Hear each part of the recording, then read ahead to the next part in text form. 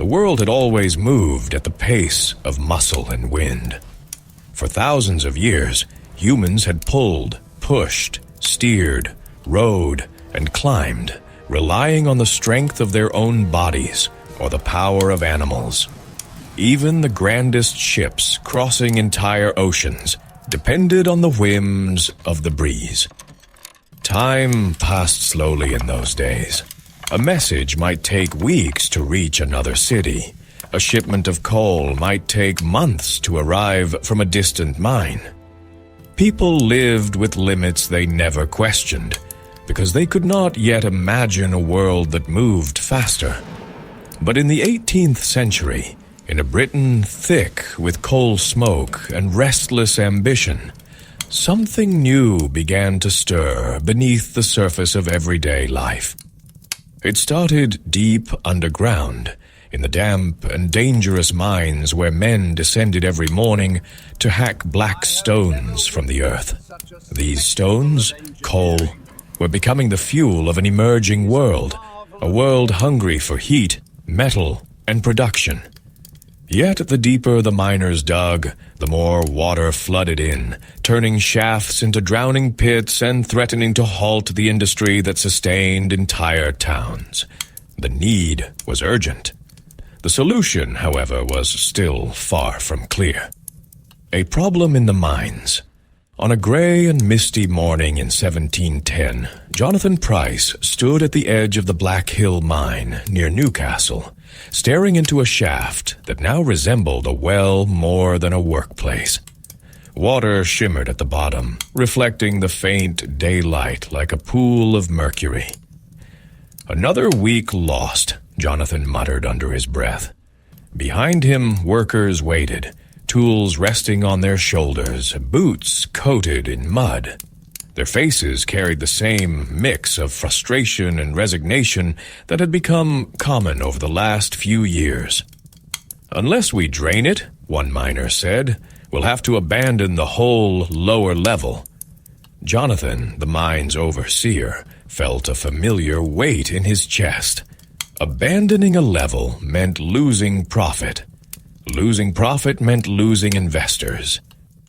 Losing investors meant closing the mine entirely.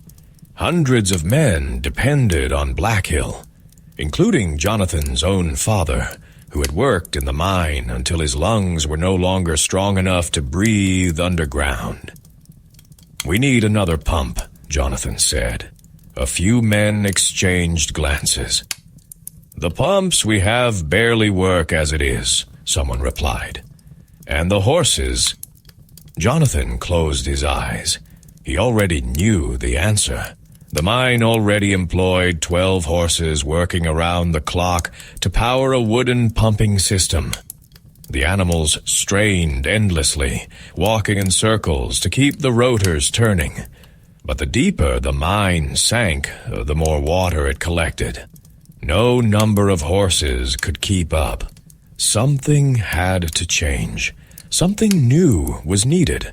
Something the world had not yet seen. An idea takes shape. The first attempts to solve the mine flooding crisis did not come from Jonathan, nor from any miner. Instead, they came from a curious and restless inventor named Thomas Newcomen, a blacksmith by trade and a thinker by temperament. Newcomen had spent years watching the struggle of mines like Black Hill. He had seen the horses collapse from exhaustion, the wooden beams warp from constant use, the endless fight against water. But unlike most, he believed the problem had an answer. In a workshop cluttered with pipes, boilers, valves, and sketches pinned to the walls, Newcomen paced back and forth. He paused occasionally to scribble a new idea or correct an old one. Coal dust floated in the air, and the smell of heated metal lingered like a permanent guest. "Heat," he whispered to himself. "Heat, pressure, and motion." His apprentice, young Edward Hall, looked up from polishing a brass fitting. "Sir?" Newcomen tapped a sheet of parchment on his desk. Drawn on it was the rough diagram of a machine, A piston connected to a large beam, a boiler beneath it, pipes leading in and out like veins. Imagine, Newcomen began, using steam not merely for cooking or warming a room, but to move something. Edward frowned. Move something? Like a wheel? Like a pump, Newcomen said with growing excitement. Steam expands when heated. It pushes. But when cooled, it collapses, Edward finished, understanding dawning in his eyes. Exactly. And that collapse creates suction strong enough to pull down a piston. If we could harness that force... The apprentice's breath caught. It could work. It must work, Newcomen said quietly. Because the mines will drown if it does not. The first steam engine years passed before the idea became reality. Years of late nights, failed experiments, cracked boilers, and bursts of steam that left Edward's eyebrows permanently singed. But by 1712, in the town of Dudley, the first atmospheric steam engine stood assembled behind a small shed near a mine. It was enormous, towering over the workers like a wooden and iron beast. The boiler hissed softly. The piston cylinder rose upward like a strange metallic chimney. A long beam stretched across the top, ready to pivot with each stroke of the machine.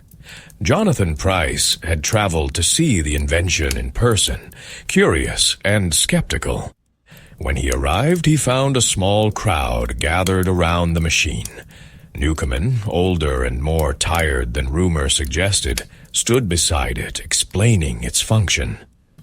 "This engine," Newcomen declared, "will pump water from the mine, without a single horse." A murmur spread through the crowd. Jonathan raised a hand. "How much water can it move?" Newcomen smiled. "Enough." Edward, standing proudly at his mentor's side, pulled a long iron lever. A fireman opened the furnace beneath the boiler. Flames licked the underside of the metal tank. Minutes later, a column of steam rose through the pipes, filling the cylinder. The machine breathed. The piston lifted with a hiss. A jet of cold water sprayed, condensing the steam inside the cylinder. Then, with a deep metallic groan, the piston fell, pulling the great beam downward. At the far end, a massive pump rod plunged into the earth. With each stroke, the pump sucked water upward. Slowly, impossibly, water poured out from a drainage pipe near the mine entrance. Jonathan felt goosebumps rise across his arms. "It works," he whispered. "No horses, no back-breaking labor, just steam." The engine continued its rhythm, steady as a heartbeat. Workers watched in awe. Some crossed themselves as though witnessing something supernatural. Others whispered about the future, imagining dozens of engines working night and day. Newcomen looked at Jonathan. "What do you think?" Jonathan could barely find his voice. "I think," he said slowly, "you have changed the world." Newcomen exhaled, relief softening his shoulders. Then it was worth every failure. But Jonathan sensed, even in that moment, that this was only the beginning. The machine was powerful, but also inefficient. It burned a tremendous amount of coal. It required constant attention. It was crude, loud, and far from perfect. And yet, it worked. It solved a problem no one else had been able to solve. Inventions rarely appear fully formed. They begin as sparks. And in 1712, the first true spark of the Industrial Revolution had ignited. A new age dawns. Over the next years, Newcomen engines spread across Britain. Mines that had been on the brink of collapse found new life. Coal production soared. Iron smelting expanded. Entire towns prospered. People spoke of Newcomen with admiration, though few understood the machine's inner workings. Most simply knew that the impossible had become possible, and that their world was beginning to shift. But a quiet truth lingered in the air like smoke. The engine was not perfect. And across the country, a young instrument maker named James Watt had begun to take notice, and to imagine improvements that would soon eclipse even Newcomen's achievement. The age of steam was just beginning. For most people in 18th century Britain, steam was simply a nuisance. The foggy breath that escaped kettles, the ghostly white cloud rising from boiling pots in kitchens and breweries. It vanished within moments, leaving nothing behind. But to a young Scottish instrument maker named James Watt, steam was not a fleeting mist. It was potential. Watt was 27 when he first encountered a model of Newcomen's engine. He had been repairing sextants and compasses for years, tools needed by sailors and astronomers. His hands were delicate and steady, able to polish brass until it shone like gold, able to carve glass lenses with precision impossible for most men. Yet his mind was sharper still, always searching for patterns and possibilities.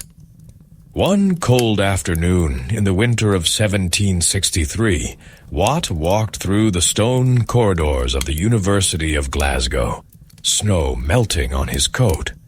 Professor John Anderson, a passionate supporter of scientific learning, had summoned him to the physics classroom. "Ah, Mr. Watt," Anderson said, gesturing toward a wooden crate on a table, "your talents are needed again." Watt approached, wiping his hands on a cloth. Inside the crate lay a small engine, or rather, a broken attempt at one. A miniature Newcomen engine, crafted as a teaching model. "It doesn't run properly," Anderson explained. "The students are supposed to observe the principles of steam, but they cannot. Would you take a look?" Watt nodded, though he felt a hint of reluctance. He had seen Newcomen's machines before. They were impressive in size, but crude in operation. They wasted enormous amounts of steam. They devoured coal like starving beasts and produced only modest power. Practical, yes. But elegant? Brilliant? No. Still, Watt set the crate on his workbench and examined the parts. The piston cylinder felt warm after a test firing the students had attempted. He lifted the neat brass piston. It fit tightly, but not perfectly. He traced a finger along the interior of the cylinder and frowned. "It loses heat too quickly," he murmured. And suddenly he had the strange sensation that he was standing at the threshold of an idea he did not yet understand. The walk that changed the world. The next day was Sunday, a day of rest, but Watt's mind refused to settle. His thoughts kept circling around the same question. Why does the engine waste so much steam? After attending church, he walked through Glasgow Green, a wide field by the River Clyde. Spring was approaching, though the air still held winter's chill. Families strolled, children chased one another, and merchants sold roasted chestnuts from small carts. Watt barely noticed. His mind was elsewhere, dissecting the Newcomen engine piece by piece, recalling every valve and piston stroke. "The steam must heat the entire cylinder each time," he muttered aloud. "Every cycle, the metal cools, and every cycle, the boiler must restore that heat." He stopped walking. The realization struck him with the force of a hammer. "That is the waste," he whispered. "Not the motion, the temperature." A dog barked nearby. A woman glanced at him curiously as she passed. Watt didn't notice. What if the steam were condensed elsewhere? Not inside the working cylinder at all? His heart began to race. He knew the answer before he even spoke it. A separate condenser. If the steam could collapse in its own chamber, if the main cylinder remained hot at all times, then the machine would require far less fuel. It would waste far less energy. It would run smoother, stronger, faster. It would be more than an engine. It would be a revolution. Watt felt a thrill run through him. The idea seemed so obvious now, yet no one, not even Newcomen, had imagined it. He turned and hurried home, the vision forming in his mind like a painting revealing itself stroke by stroke, building the impossible. The next months were an exhausting blur. Watt sketched day and night by candlelight, filling page after page with diagrams of pipes, valves, insulation, and chambers. He built model after model, testing each one in the workshop. Some held together. Some exploded. Edward Hall, Newcomen's old apprentice, would have been impressed, and perhaps grateful that Watt protected his eyebrows better. The key was the condenser. It had to be airtight, perfectly so. It had to be cooled constantly. It had to draw the steam rapidly from the main cylinder without interfering with the piston's motion. And most importantly, it had to be cheap enough to build outside of a professor's laboratory. One evening, after months of effort, Watt finally completed his first working model. It stood no taller than a chair, small enough to fit in the corner of his workshop. But to Watt, it felt like staring at the future. He filled the boiler and lit the fire. Steam flowed through the pipes. The piston rose. Then came the test. He opened the condenser valve. The steam rushed through the pipe into the separate chamber, where cold water surrounded it. Instantly, snap, the steam collapsed. The piston fell with a clean, powerful stroke. Watt's breath caught. He pumped the small engine again, and again. Each time, the motion was smoother. Each time, the boiler required less heat. He ran a final measurement and stepped back, trembling with excitement. It was 3 times more efficient than Newcomen's engine. 3 times. That number alone could change an entire nation. The man with the means. An idea, no matter how brilliant, cannot spread without support. Watt knew this. He also knew he lacked the fortune necessary to build a full-scale engine. Boilers, beams, iron parts, all required money far beyond his savings. Enter Matthew Boulton. Boulton was the charismatic owner of the Soho manufactory near Birmingham, one of the most innovative industrial operations in the world. Where others saw risks, Boulton saw opportunity. Where others hesitated, he acted. When Watt demonstrated his ideas to him, Boulton listened carefully, arms crossed, a slow smile forming across his face. "This condenser of yours," he said at last, "is a wonder." "It is only a model," Watt replied modestly. "A full machine will be far more complicated." "Then we shall build it," Boulton said simply. Those words would echo through history. Boulton took Watt under his wing as a partner. He financed the machinery. He provided workers, tools, and the finest iron in England. And under his guidance, Watt began building the first full-scale separate condenser steam engine. It took years to perfect, years of trial, frustration, redesign. But Boulton never wavered. "Make it better," he encouraged. "Make it worthy of the ages." The engine that moved the world. At last, in the early 1770s, the first commercial Watt engine was installed in a mine near Cornwall. It stood tall and gleaming, iron polished and wood freshly varnished. Miners gathered around, murmuring in awe. "This is the new one they've been talking about," a worker whispered. "Says it uses half the coal," another replied. "Less than half," corrected an engineer proudly. Watt stood near the boiler, hands clasped behind his back, nervous despite the machine's flawless tests. Bolton rested a reassuring hand on his shoulder. "It will run, James," he said. The fire was lit. Steam built in the cylinder. The condenser awaited its moment. Then the signal came. A valve opened. Steam filled the cylinder. The piston rose. The condenser inhaled. Boom, hiss, thump. The great beam swung down. Pumps deep underground strained, then moved with a sudden rush. Water gushed upward through the drainage channel. A cheer erupted from the workers. Bolton laughed, clapping Watt on the back. "Look at them, James. You've given them power. Real power." Watt allowed himself a small, rare smile. "It works," he whispered.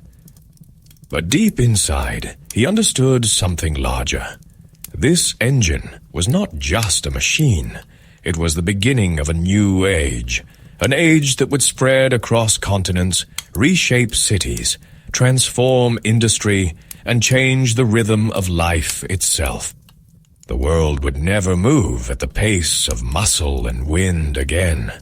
The success of the first Watt engine spread through Britain with the speed of rumor and the weight of prophecy. Within months, letters arrived from mine owners across the country, each one pleading, bargaining, or demanding their own machine. Coal, tin, copper. Every industry wanted the power Watt's design promised.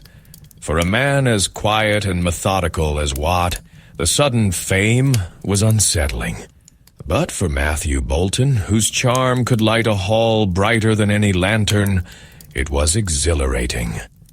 "We are standing at the edge of the future," Bolton proclaimed one evening as he and Watt walked through the Soho manufactory. The workshop hummed with activity, hammers striking metal, furnaces roaring, gears being milled to exacting precision. "And you, James, have given us the wings to leap into it." Watt shook his head. "Only if we can build enough engines, demand is rising faster than we can supply." "Then we shall expand," Bolton said. "More workers, more tools, more everything." The Soho manufactory grew like a living organism. New foundries rose along the canal. Workshops doubled in size. Hundreds of men were hired, trained, and set to work building parts for engines unlike anything the world had ever seen. And still the orders came. The engine in the mine. Cornwall, famous for its mines, became the heart of Watt's early success. The region's owners were fierce rivals, each desperate to dig deeper and pump faster. They watched each other with the suspicious eyes of hawks, racing for every ounce of ore. One such owner, Sir Humphrey Trevithick, invited Watt personally to oversee the installation of an engine in his expanding tin mine. Sir Trevithick was a tall, imposing man whose booming voice could intimidate even seasoned workers. He greeted Watt with a hearty clap on the back. "Your machine had better perform as promised." Watt adjusted his spectacles nervously. "It will," he replied, though doubt gnawed at him.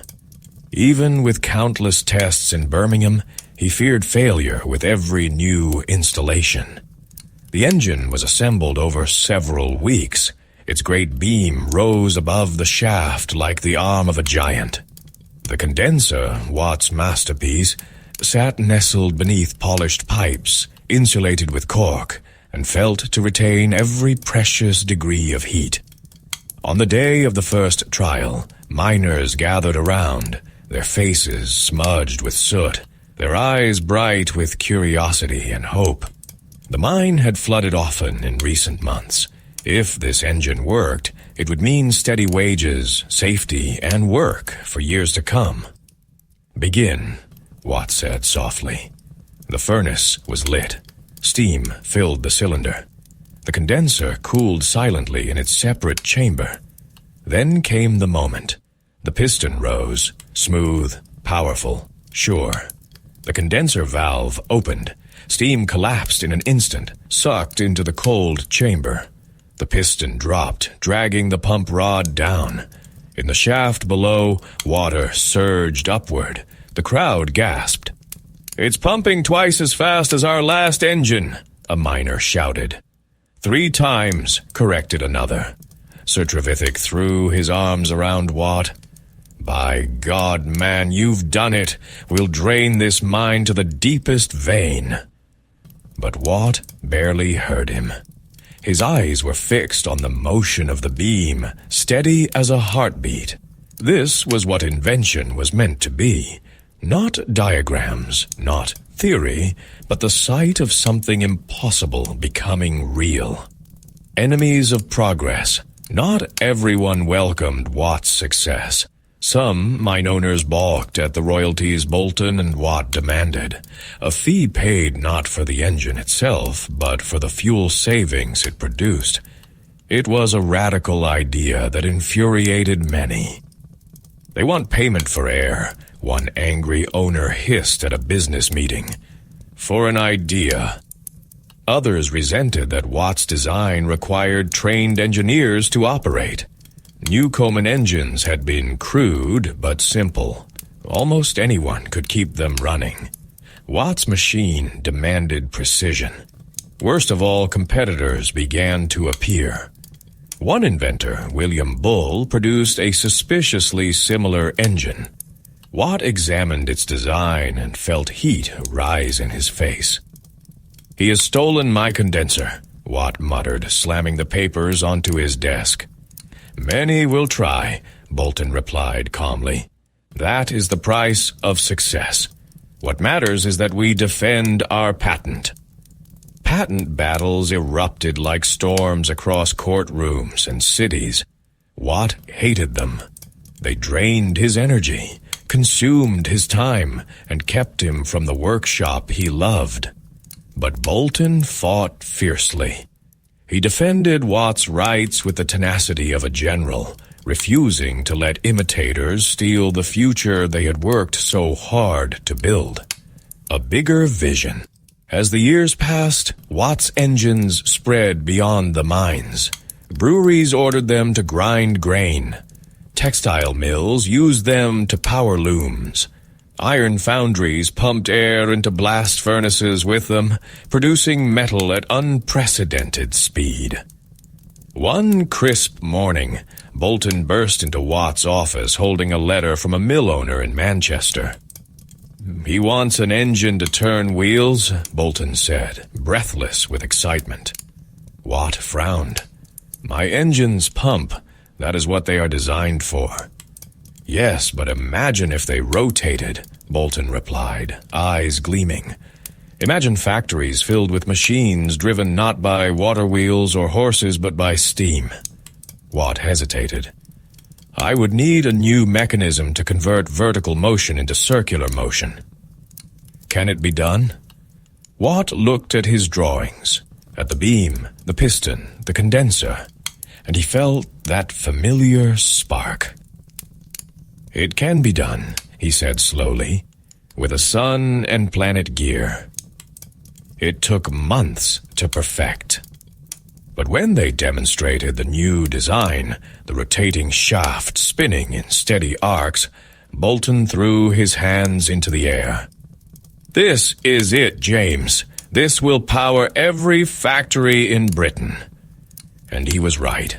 Rotary motion turned steam engines into the beating hearts of the Industrial Revolution. Factories sprang up like mushrooms after rain. Cloth production soared. Ironworks glowed hot into the night. Machines clattered. Wheels spun. Belts hummed. And at the center of it all were the engines born from Watt's quiet genius and Bolton's relentless drive. the world transformed. By the late 1780s, the impact was undeniable. Towns expanded into cities, roads filled with wagons carrying goods that once took months to produce. New bridges were built as quickly as old ones collapsed under the weight of progress. Children grew up in a world where steam was no longer a mysterious vapor, but a force as common as the wind. A force that drove machines, lifted water, spun wheels, and powered entire communities. People spoke of a new era, the age of steam. Watt, now older, sometimes wandered through the Soho works in quiet reflection. He watched engines being assembled, their iron frames rising like the skeletons of metal beasts. "Do you ever think," he asked Bolton during one of their late evening walks, "that all this began with a simple question?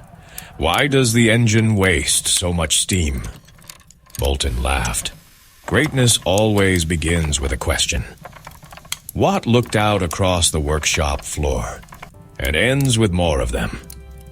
"Then let us ask more," Bolton said, and the engines continued to spread, to mines, to mills, to factories, and soon to locomotives and ships. The steam age was only beginning. The smokestacks of the Soho manufactory had become landmarks in Birmingham, tall brick towers pouring white plumes into the sky. Travelers approaching the city often saw them before they saw the cathedral domes or market halls. To many, they were symbols of a new age. But to James Watt, they were reminders of responsibility. Every morning, he rose before dawn, lit his small oil lamp, and walked to the factory with a mixture of pride and worry. For every engine they built, dozens more were requested. For every success, there seemed to be a new challenge lurking behind it, mechanical, legal, or financial. And then there were the rumors. Rumors of a young man in Cornwall building something dangerous, something powerful, something faster. The Cornish Experiment. Richard Trevithick, the son of a respected mine captain, had grown up surrounded by the thunderous beats of Newcomen and Watt engines. But unlike most, he didn't accept their limitations. He saw Watt's engines as slow, restrained creatures, caged by low pressure and tangled in pipes, cylinders, and condensers. Trevithick wanted more. He wanted to unleash the true force of steam.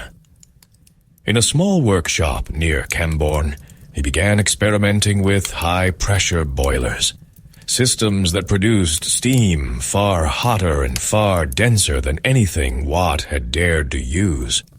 High pressure promised immense power. High pressure also promised danger. Boilers could burst like cannons if mishandled, but Trevithick was fearless. "Why waste energy?" he told the miners who visited his workshop. "Why cool the steam at all? Let it expand. Let it roar." He hammered iron plates into shape, riveted them, tested them, and at times watched them fail violently. His neighbors learned to cover their ears when they heard hissing from his garden. More than a few windows cracked. Yet in late 1799, he succeeded. He built a compact single-cylinder engine that fit on a cart, a puffer, as locals called it, because of its loud exhaust. And while Watt's engines were too massive to move, Trevithick's machine could. It could move itself, and it could move other things, too. One winter morning, Trevithick fastened his engine to a small carriage frame, invited a few daring volunteers aboard, and ignited the firebox. The boiler groaned, the piston hammered, the wheels spun. The world saw its first self-propelled steam vehicle. People gasped as the carriage lurched forward along the rugged road. It hissed, rattled, smoked, and shuddered. but it moved by steam alone. "You'll kill yourself, Richard," one of his friends shouted. Trevithick laughed. "What's invention without a bit of risk?" The threat to Watt. When word of Trevithick's high-pressure engine reached Birmingham, Matthew Boulton slammed the letter on his desk. "This is madness," he fumed, pacing back and forth. "Boilers exploding like bombs, engines tearing themselves apart." Watt adjusted his glasses and read the description again, slower this time. His jaw tightened. "He uses no condenser," Watt said quietly. "He vents the steam directly." "Exactly," Boulton replied. "And he uses pressures 3 times what our engines handle. If the public begins trusting such contraptions—" "It is not safe," Watt interrupted firmly. "High pressure is a danger no industry should embrace." Boulton stopped pacing. "We must defend our patent." But Watt didn't answer immediately. He leaned back in his chair, staring at the blueprint of his engine pinned to the wall. He felt conflicted. On one hand, Trevithick's approach violated patents that Watt and Boulton had fought fiercely to protect for decades. On the other hand, Watt recognized something familiar in the young inventor's work. The restless drive to push boundaries, to challenge accepted wisdom. "He is chasing power," Watt said at last. "Raw power, but he does not respect its risks." "Then the public must be reminded of those risks," Boulton insisted. "A boiler explosion could kill dozens." "Or," Watt added softly, "change everything." Neither man spoke again for several moments. Engines of war and peace. While the debate over high-pressure steam intensified, another opportunity appeared, one Watt had always hoped to avoid. The British Navy, preparing for conflicts across the Atlantic and Mediterranean, had taken interest in steam power. They wanted ships that could maneuver without wind, that could chase or flee regardless of weather. Boulton was exhilarated. "Do you understand what this means? Steam at sea." But Watt was horrified. "War?" he said sharply. "You would put our engines in warships?" Boulton hesitated. "James, the Admiralty is offering a fortune, and if we refuse, others will take the contract." Watt shook his head. "Steam should lift industry, not sink ships. I don't want my engines burning men alive if a boiler ruptures under cannon fire." "War will continue with or without us," Boulton replied. "At least our engines could shorten it." Watt left the room without another word. For weeks, tension filled the partnership. Engineers whispered about the disagreement. Workers sensed the strain. The future of their business, and perhaps the future of steam navigation, hung in the balance. In the end, the Admiralty's request was postponed. The Navy concluded that existing ships could not safely support the weight of Watt's low-pressure engines. Watt sighed in relief. Boulton sighed in disappointment. Steamships would come one day, but not yet. A visit to the workshop. In the spring of 1801, Watt received a letter from Richard Trevithick himself. The young inventor requested a visit to Birmingham. Boulton wanted to refuse. Watt wanted to understand. Trevithick arrived with soot on his coat and excitement in his eyes. He was nearly 20 years younger than Watt, tall and broad-shouldered, with the energy of a man who believed no challenge too great to attempt. He shook Watt's hand vigorously. "I have admired your work for years, sir," Trevithick said. "Your separate condenser changed everything." Watt nodded politely. "Thank you, and your high-pressure experiments are bold." Trevithick grinned. "Too bold for some, I hear." "They are dangerous," Watt said gently. Boilers must be respected. They must be improved, Trevithick corrected. But steam reel steam should not be shackled. We limit ourselves too much. With higher pressure, engines can move vehicles, haul loads, climb hills, cross continents. Or explode, Watt added. Then we build better metal. Watt studied the young man. His enthusiasm was infectious. His confidence was dazzling. He reminded Watt of himself decades earlier, before lawsuits, before factories, before exhaustion had crept into his bones. "You will change the world, Mr. Trevithick," Watt said quietly. "But promise me this. Do not sacrifice lives to do it." Trevithick hesitated, then nodded. "I will do my best." They spoke for hours, not as rivals, but as inventors of different generations, meeting somewhere between caution and ambition. When Trevithick left Birmingham, he carried with him both respect and disagreement. And Watt knew the age of steam was accelerating in ways he could no longer slow. The sunset of a pioneer. By the early 1800s, James Watt felt the weight of years pressing on him. His hands trembled slightly when he worked. His walks through the factory grew shorter. Yet his mind remained sharp, filled with new ideas he no longer had the strength to pursue. One evening, as the setting sun turned the windows of Soho Manufactory to molten gold, Bolton approached him. "James," he said softly, "it is time to think of retiring." Watt smiled faintly. "Retiring, yes, perhaps." "You have given Britain your life," Bolton continued. "It is time to keep some years for yourself." Watt turned toward the workshop floor. Engines sat in neat rows, awaiting shipment. Workers polished iron beams and tightened bolts. The air smelled of oil, smoke, and progress. "This place," Watt said, voice trembling, "is the world I helped create." "And because of you," Bolton replied, "it will continue long after both of us." The two men shook hands, partners, friends, pioneers. And as the sky darkened, the engines of Soho thumped steadily, as if saluting the man who had taught steam to work.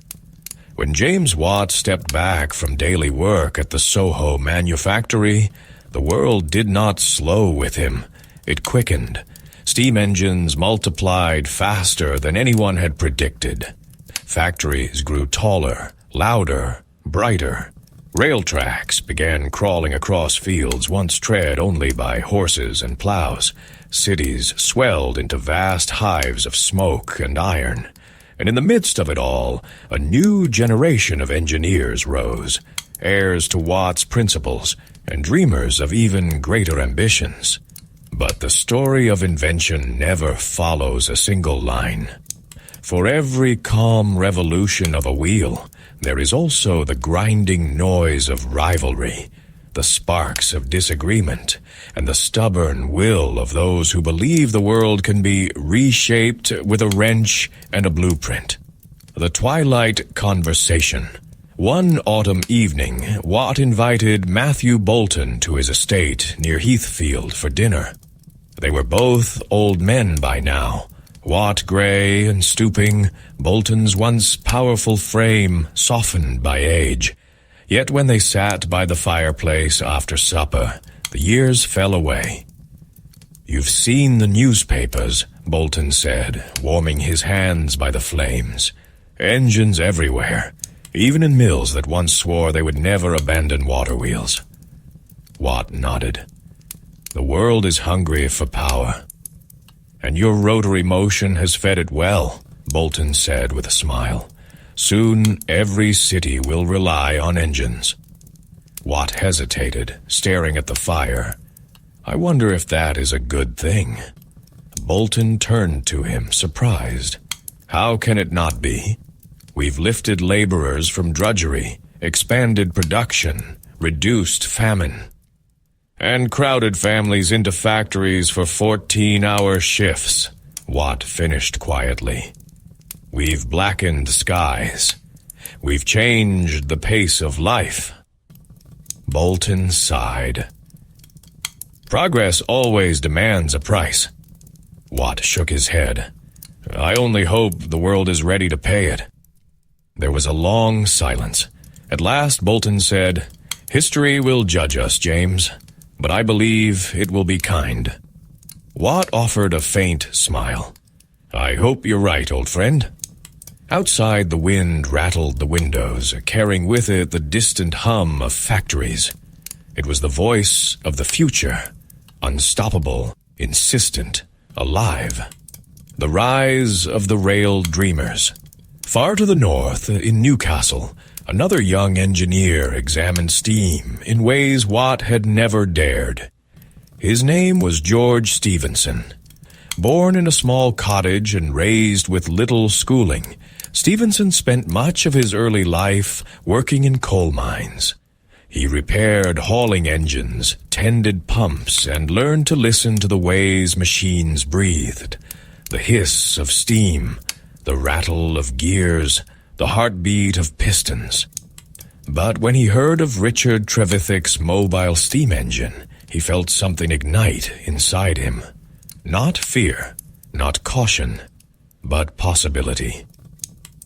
If steam can move a carriage, Stephenson murmured one evening as he examined a Newcomen engine in a mine shaft, it can pull wagons. And if it can pull wagons, it can cross the country. He imagined iron rails stretching toward the horizon. He imagined engines hauling coal faster than horses, faster than canals. He imagined towns connected like beads on a string of fire. And he imagined it could be done safely, without the catastrophic dangers that Watt had feared. Stephenson began experimenting in a shed near the mine. His first locomotives were crude, noisy, temperamental machines.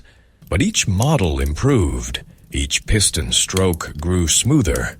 Each boiler became safer than the last. He was not just copying Trevithick. He was refining him. He was creating something new. His breakthrough came in 1814 with Blücher, a locomotive capable of hauling heavy loads along iron rails with an efficiency no horse could match. Word spread quickly, and soon Stephenson became known as the father of railways. But he never forgot the pioneers before him. Watt taught steam to work, Stephenson often said. We simply taught it to walk. The weight of legacy. Meanwhile, in Birmingham, James Watt Jr., the inventor's son, had taken over much of the business alongside the younger Matthew Robinson Bolton. The two men were determined to carry the partnership's legacy into a new century. One day, while sorting through old papers in his father's study, James Jr. found the first rough sketches of the separate condenser. Pages wrinkled with age, edges browned by candle smoke. He studied them for a long time. This, he whispered, changed everything. Watt Sr. entered the room quietly. Those old scribbles? James Jr. turned. Father, you shaped the world more than any king. Watt waved a hand dismissively. Nonsense. But James Jr. didn't smile. You don't understand, he said. Railways, factories, ships. All of it comes from your idea. You gave steam its direction. Watt sank slowly into a chair. I gave it a tool. The world chose the direction. James Jr. knelt beside him. And it chooses, still. For a moment, Watt's eyes softened. If that is true, he said, I hope we chose wisely. A visit from an old rival. In 1804, an unexpected letter arrived for Watt, from none other than Richard Trevithick. He was traveling through England and wished to visit. Watt hesitated. Trevithick was no longer a young radical, but a seasoned engineer with triumphs and tragedies behind him. His high-pressure engines had achieved feats even he once struggled to imagine. Yet he had also suffered defeats, business failures, financial troubles, skepticism, and the cold indifference of investors who feared risk more than they prized innovation. When Trevithick arrived at Watt's home, he looked older, leaner, and more tired, but the fire in his eyes remained. Watt greeted him warmly. "I feared," Trevithick admitted as he sat by the fireplace, "that you might not wish to see me after everything." Watt shook his head gently. "We are men of steam, Mr. Trevithick. Rivals, perhaps, but never enemies." Trevithick smiled faintly. "You were right to warn me. Several of my early boilers burst." "And yet you persisted," Watt said. "Courage and recklessness often wear the same coat." Trevithick laughed. "Perhaps I wore it too often." They spoke for hours, discussing engines, pressures, metals, and the future. Trevithick told him of experiments abroad, in South America, where he had built pumps and engines in the mountains. Watt listened with admiration. By the end of the evening, the two men shook hands, not as opposing visions of steam, but as chapters of the same story. "You began it," Trevithick said quietly. "All of this. I only followed." Watt felt tears sting his eyes unbidden. "No," he whispered. "You pushed it further than I ever could." And for the first time, he believed it. The last engine. By the time Watt reached his 80s, his hands could no longer hold tools with certainty. Yet he refused to live without invention. In a small workshop behind his home, he tinkered with a device he had dreamed of for years. A copy machine capable of tracing drawings automatically. It was a simple thing by comparison to his engines, but it delighted him. One afternoon, James Jr. found him sitting at the desk, the tracing machine resting beside him. "Are you satisfied, Father?" he asked. Watt looked down at his trembling hands. "Yes," he said. "The engine no longer needs me. It has children now. Railways, ships, factories, dreamers." He leaned back, closing his eyes. "And they will outlive us all." A nation pauses. James Watt passed away peacefully in August of 1819. News spread across Britain within hours. Factories dimmed their furnaces. Mines lowered their flags. Engineers gathered in workshops, speaking in hushed tones. Newspapers printed portraits of Watt next to tributes that filled entire columns. A simple headline ran in The Times: "The man who gave motion to steam has left the world he moved." Matthew Boulton had died 4 years earlier, but their legacy remained inseparable. Their partnership had laid the first stones of an industrial age, a world shaped by iron, fire, and imagination. Steam engines continued to multiply. Railways expanded. The world accelerated, chasing horizons that Watt himself had once feared and admired. But history remembered him not as a destroyer of the old world, nor merely as a builder of machines, but as a man who taught humanity how to harness the breath of water and flame. The world after James Watt's passing did not mourn for long, not out of disrespect, but because it was now moving too quickly to stop. Steam no longer whispered through the cracks of workshops and mines. It thundered across landscapes, shook the ground, and filled the air with the promise of speed. In cities, the steady beat of engines became as familiar as church bells. In rural villages, children grew up pointing at distant plumes of smoke on the horizon, asking their parents, "What is that?" "The railway," the parents would answer. "The future." But the future had not arrived by chance. It had arrived on iron rails, hammered and laid by countless hands, guided by the vision of a man who had emerged from the coal pits of northern England, George Stephenson. The birth of rail power. While Watt's engines had revolutionized factories, Stephenson's locomotives hinted at something even larger, the transformation of space itself. In the early years of the 19th century, coal remained the lifeblood of Britain. Mines produced more than horses and canals could carry. Transport was slow, unreliable, and expensive. Large companies lost fortunes simply trying to move raw material from pit to port. Stephenson saw the problem firsthand every day.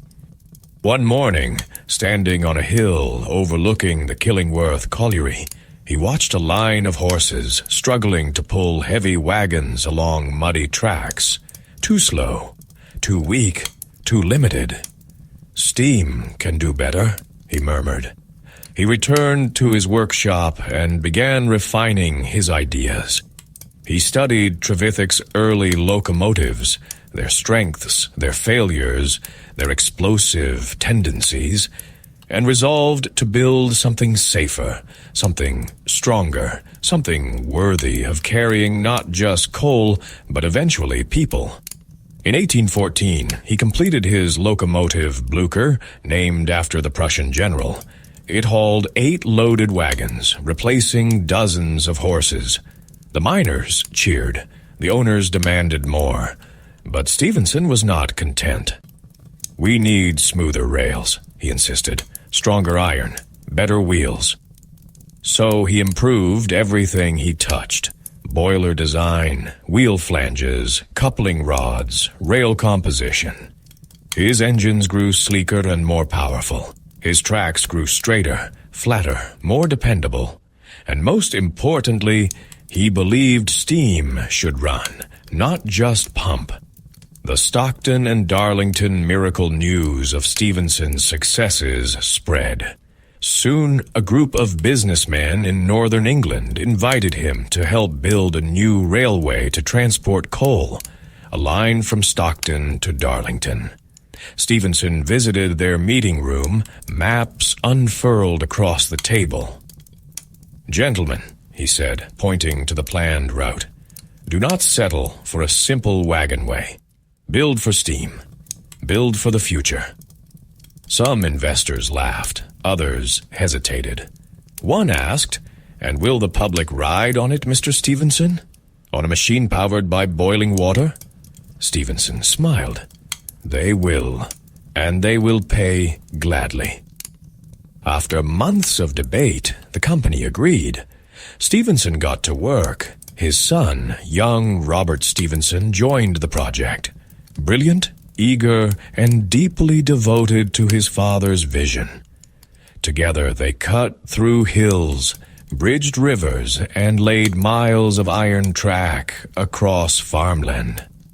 On the morning of September 27, 1825, a crowd gathered along the railway, buzzing with excitement and disbelief.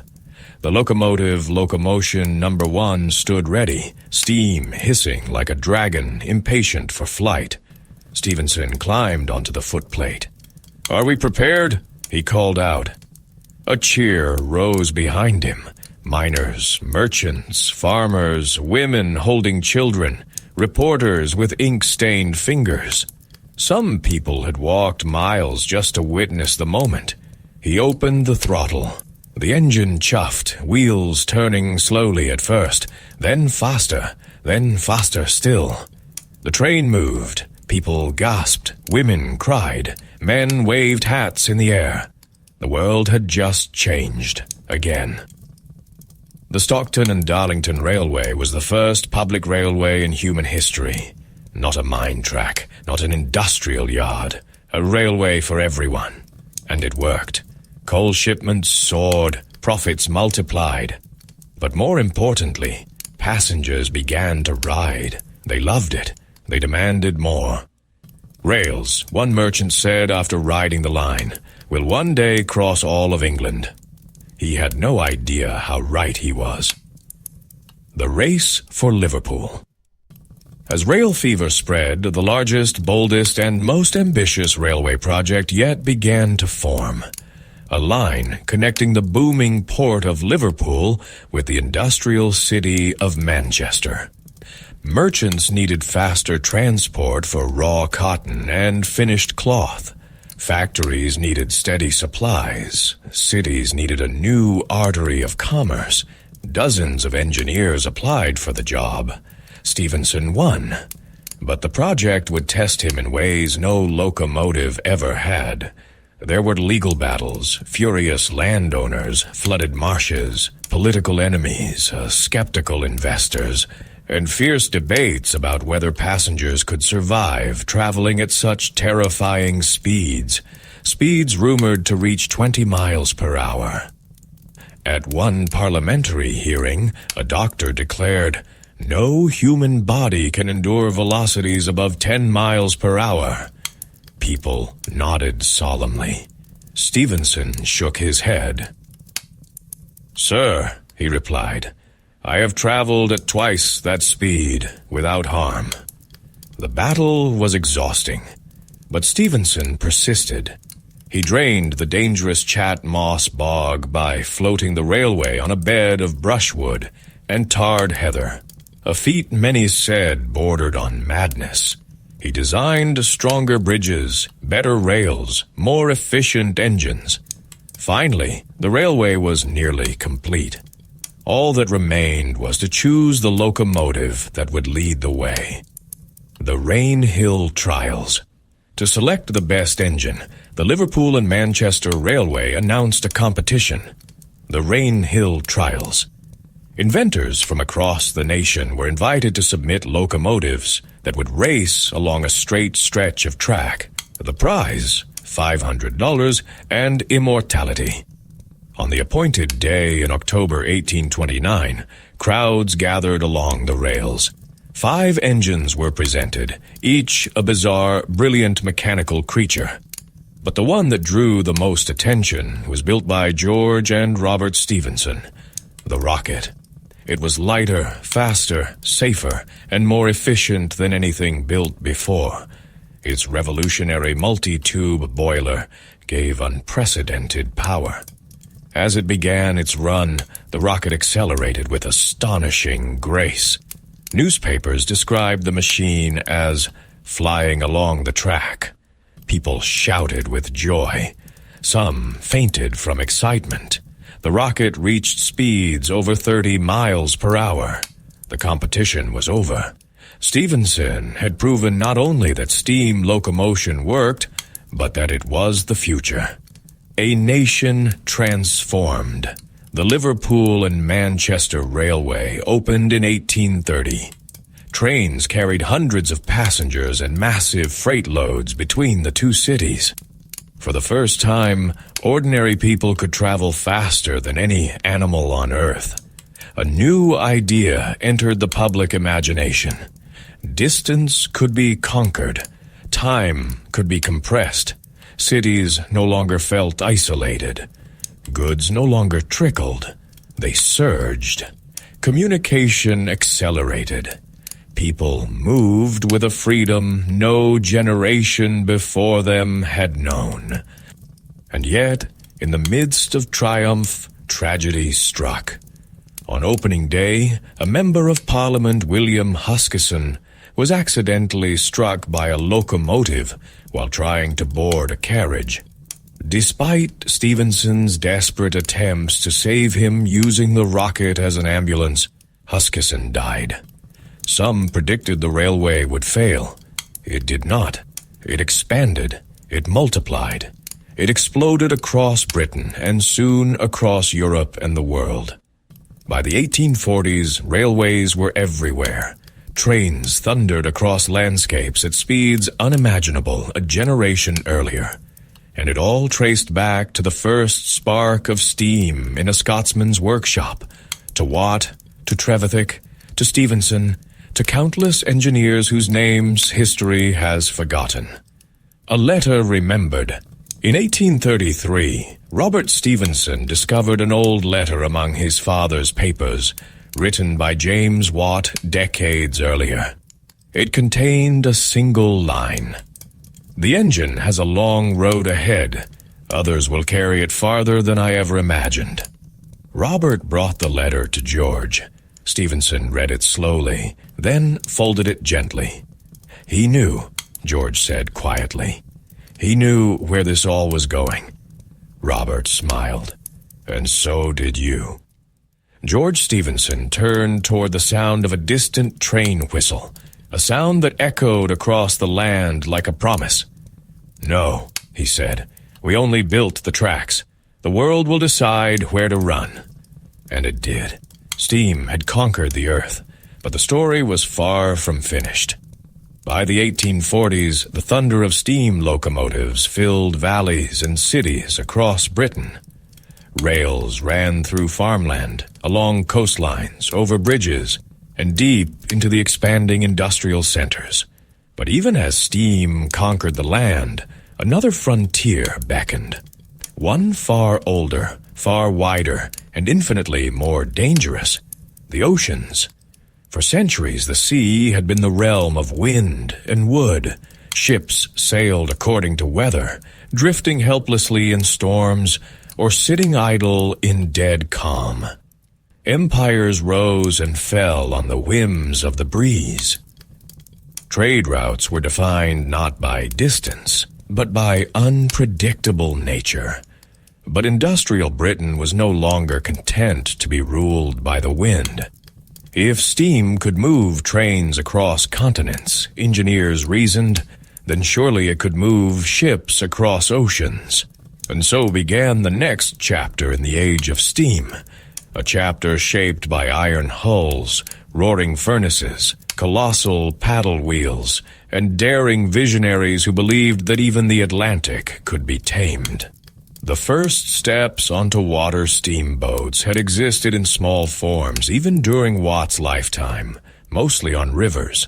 Slow paddlers that ferried people and goods along calm, predictable waterways. But the ocean was something entirely different. Salt corroded everything. Waves battered hulls without mercy. Boilers risked rupture under violent motion. A ship with an engine was heavy, unstable, prone to capsizing. Most sailors laughed at the idea. "You'll sink before you leave harbor," one captain said when he saw an early steam vessel. But a handful of engineers refused to be discouraged. Among them was Isambard Kingdom Brunel, a man whose ambition stretched beyond human limits. Brunel was unlike anyone Britain had seen before. The son of a French engineer, he grew up sketching bridges and calculating loads with the ease other children solved riddles. He built tunnels beneath rivers, bridges across impossible spans, and envisioned railways that seemed to defy gravity. But ships were his destiny. The Great Western. In the early 1830s, Brunel proposed what many considered madness: a steamship large enough to cross the Atlantic without sails. Merchants scoffed, admirals scowled. Even some engineers whispered that Brunel had gone too far. But Brunel merely smiled.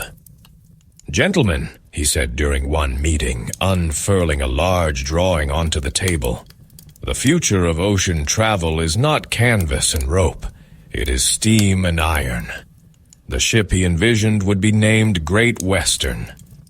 It would be the largest steamship ever attempted, with a wooden hull reinforced by iron frames and powered by enormous paddle wheels.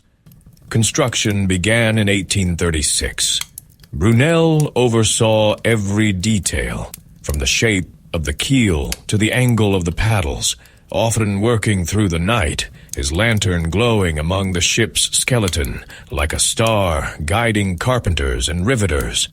Skeptics predicted disaster, but Brunel believed, and so did the young crew who flocked to work on the vessel, inspired by his relentless certainty.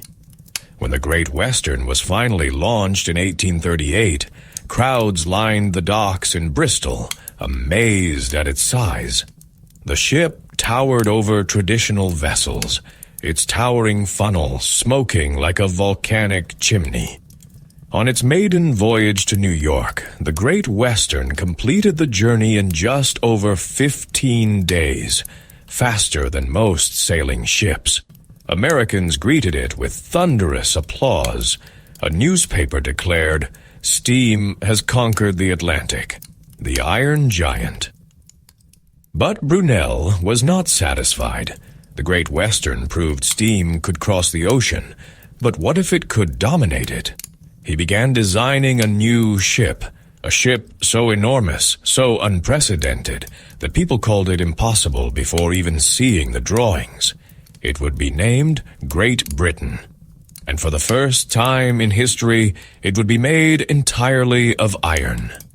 When Brunel presented his design to investors, some gasped, others laughed, one fainted. "An iron ship?" a board member cried. "It will sink like a stone." "No," Brunel replied calmly. "It will float, and will carry passengers across the sea safer and faster than any wooden ship ever could." The Great Britain was revolutionary in every way. The first large ship made entirely of iron. The first ocean-going vessel driven by a screw propeller instead of paddle wheels. The largest ship in the world. As construction began, crowds gathered daily to watch the structure rise. Children climbed fences just to glimpse the iron plates being riveted. Sailors whispered legends about the metal monster that would soon challenge the raging Atlantic. When it launched in 1843, thousands applauded as the iron hull slipped into the water, glinting like the armor of a steel leviathan. And once again, Brunel was right. The Great Britain cut through waves with remarkable stability. Its screw propeller proved more efficient and reliable than any paddle wheel. Passengers praised its comfort. Newspapers hailed its success. Steam had not merely stepped onto the ocean, it had claimed it. The first trials across the world. While Brunel transformed the Atlantic, steamships spread rapidly across rivers and coasts. In India, steam vessels navigated the Ganges. In America, paddle steamers conquered the Mississippi. In China, steam-powered gunboats entered the Pearl River during conflict. On African coasts, explorers used steamships to reach places sailboats could never navigate. Steam shortened worlds. Steam accelerated trade. Steam expanded empires. But the oceans remained only half-conquered, for even the greatest steamships still relied on sails to assist them in storms or conserve fuel. Engineers wanted more. They wanted a ship that could travel anywhere on Earth under steam alone. And Brunel, ever restless, ever daring, wanted to build it. The Leviathan.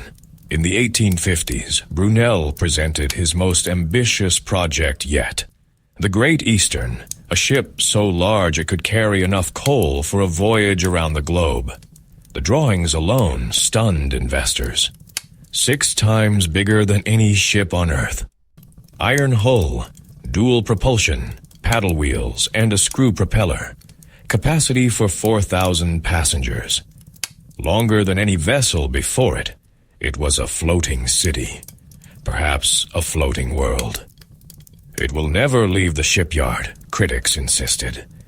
It will break its own spine, said naval architects. But Brunel pressed forward, consumed by his vision. The Great Eastern's construction was chaotic, plagued with accidents, delays, cost overruns, and furious debates. Yet the ship grew, and grew, and grew. When it was finally ready for launch, thousands gathered to watch the metal behemoth meet the water. It nearly failed. The sideways launch took weeks instead of minutes. But eventually, with steam winches and relentless effort, the Great Eastern slid into the Thames. It was the triumph of engineering.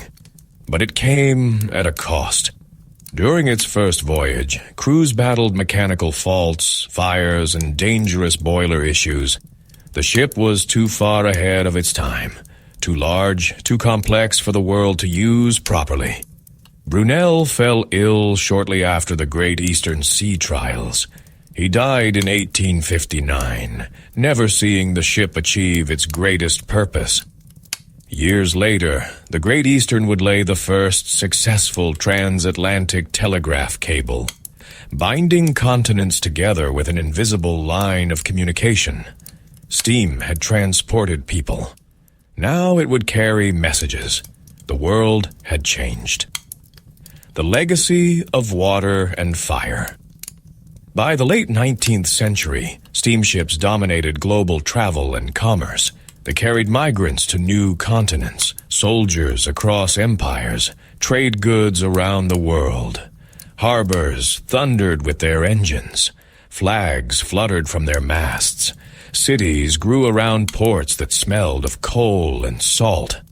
And though sails lingered for decades, they now played second to the engines born in Watt's imagination and realized through Brunel's audacity.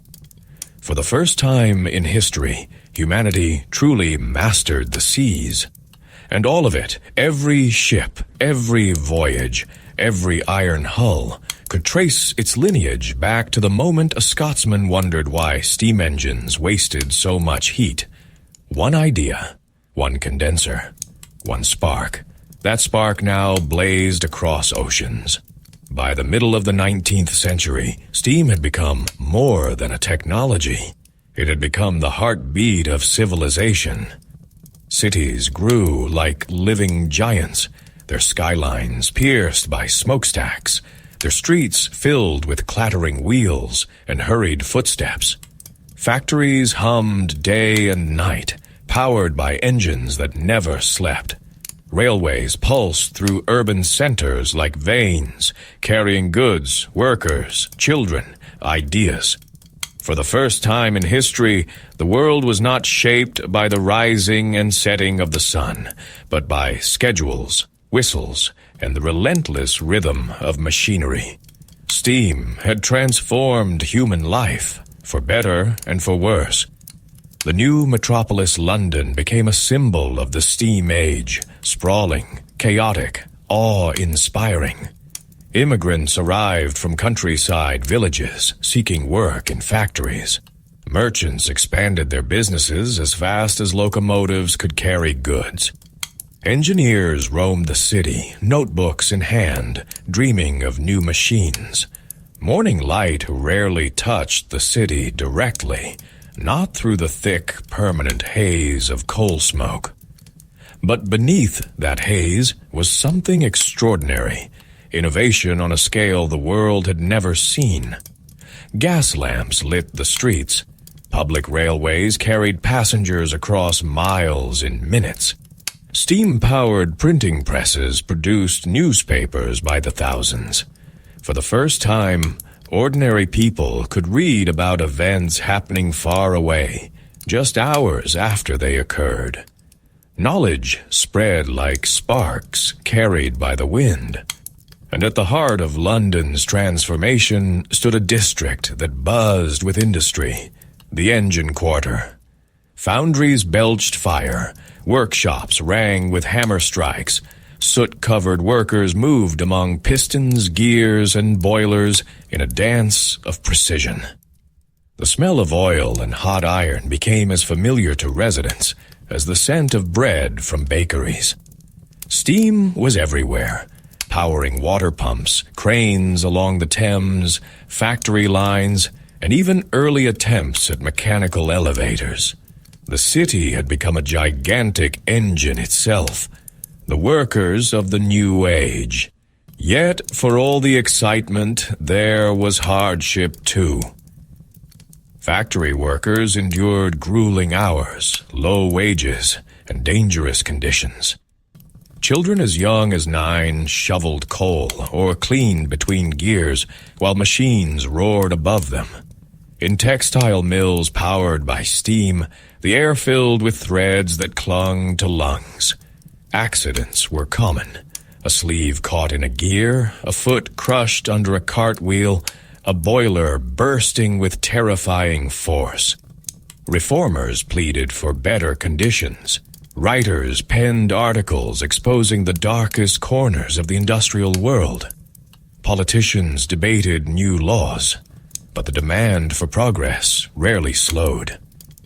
In a cotton mill near Manchester, a young girl named Mary walked through rows of spinning machines, her hands deftly tying broken threads. The machines surrounded her like towering beasts, whirring, thundering, alive. "You're quick," the overseer said. "Your fingers were made for this work." Mary didn't know whether it was a compliment or a warning. Outside, steam engines pumped relentlessly, feeding power into the mill. Their rhythm echoed across the town, a sound that some grew to love, others to fear. To Mary, it was the sound of survival. The Engineers Guild, amid the sprawling world of industry, a new profession rose to prominence: the mechanical engineer. These were the minds who shaped the age, men and a few remarkable women who dared to imagine new uses for steam. In 1847, leading engineers founded the Institution of Mechanical Engineers, a society dedicated to advancing machinery and strengthening collaboration. Its early meetings were filled with passionate debates. One evening, in a hall lit by flickering gas lamps, engineers gathered to discuss a radical new idea: a steam-powered public transportation within cities, not on rails, but on the streets themselves. "It is possible," insisted William Beaumont, an inventor known for his bold designs. "Small boilers, compact pistons, wheels driven by chain or belt. Soot and smoke choking pedestrians," another engineer retorted. "Boilers exploding next to market stalls. Better engines will solve those problems," says the man who set fire to his workshop twice. Laughter filled the hall. But beneath the jokes was truth. The steam age was pushing forward, and no one could predict where it might lead. The steam carriage's engineer, William Beaumont, was not the only one dreaming of steam on the streets. Innovators across Britain, France, and America built steam-powered carriages, early horseless vehicles that clattered along cobblestones, startling pedestrians and terrifying horses. In London, a wealthy inventor named Sir Charles Gerard completed a steam omnibus designed to carry 16 passengers. On its first test run, crowds gathered to watch. The carriage chugged forward, hissing and clanking, its wheels spinning faster than any horse-drawn coach. Passengers inside gasped as the machine lurched around corners. A shopkeeper shouted, "It's unnatural!" A child squealed, "It's marvelous!" But when the engine reached a steep hill, the boiler sputtered. Smoke filled the cabin. The carriage jerked to a halt. Passengers scrambled out, coughing. Sir Charles waved away concerns. "It merely needs refinement." Yet the public remained skeptical. Steam belonged on rails and ships, they insisted, not on city streets. Still, the idea lingered. It would return later, refined and transformed, as the internal combustion engine, the descendant of these noisy, smoky experiments. Factories of steam and steel. While inventors argued about steam vehicles, the heart of industrial power remained in factories. A typical factory in the 1850s was a massive structure of brick and iron beams, with tall windows and rows of smokestacks. Inside were massive steam engines driving belts that powered entire floors of machines, spinning mules and power looms weaving cloth, metal presses shaping iron into tools, wood-cutting machines slicing timber, printing presses spitting out newspapers.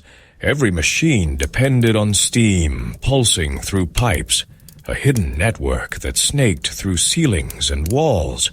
If the engine stopped, the factory fell silent. In one foundry in Birmingham, a new generation of machinists worked under the guidance of Mr. Alfred Harding, a stern but fair engineer.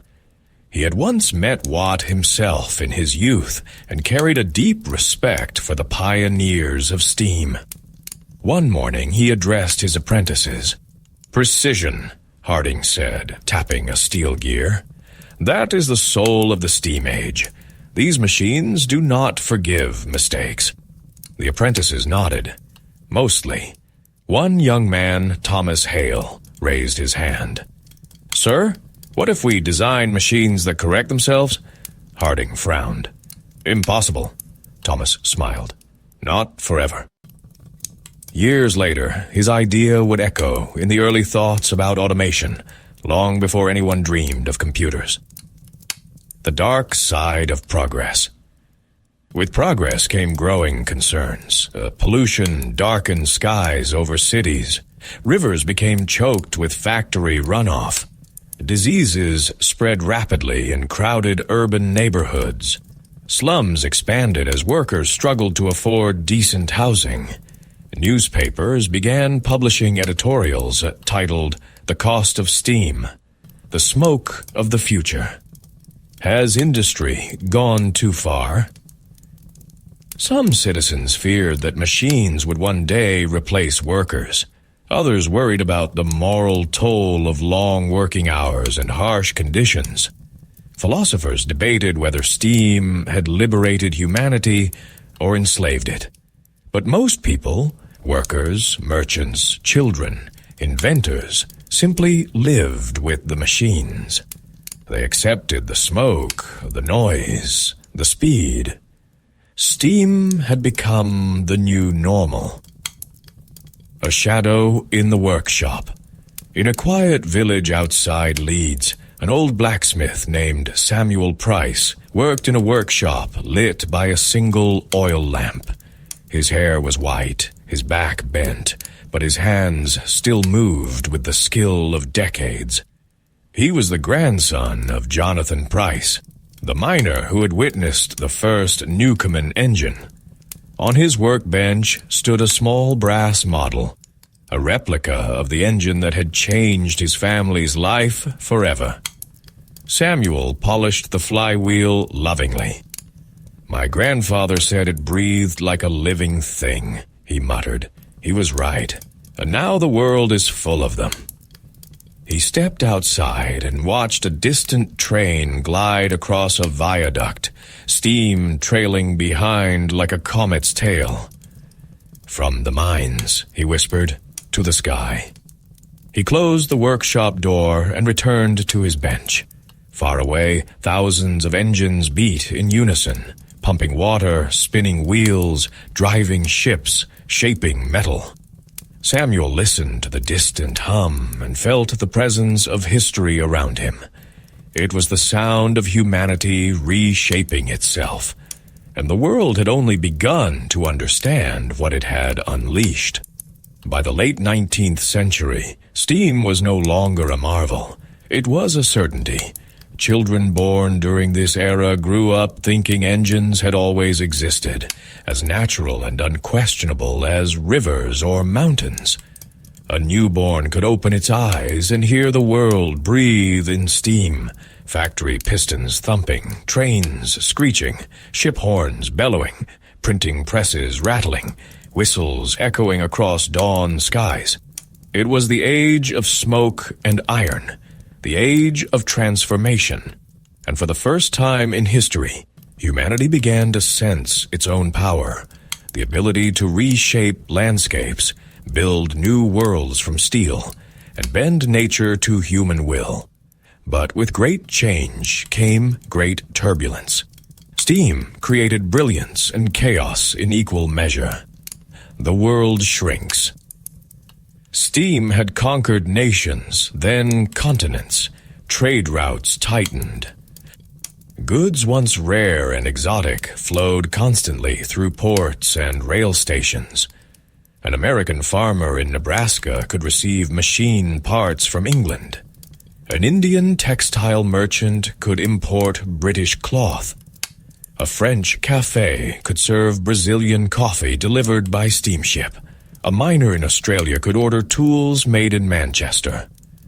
Distance vanished, economies intertwined, and as the world grew smaller, competition grew fiercer. In London's bustling train station at Euston, travelers hurried beneath towering iron arches. A boy tugged on his father's sleeve. "Papa, the train leaves today and reaches Birmingham in the evening." "That's right. But that's so fast," the father laughed softly. "When I was your age, it took a full day by coach, and in your grandfather's time, 2 days." The boy's eyes widened. What about great-grandfather? He would have walked. It was a perfect summary of a century of invention. Steam and Empire steam became the backbone of empires, especially the British Empire, which stretched across continents and oceans. Trains carried goods from inland territories to colonial ports. Steamships transported soldiers, administrators, merchants, missionaries.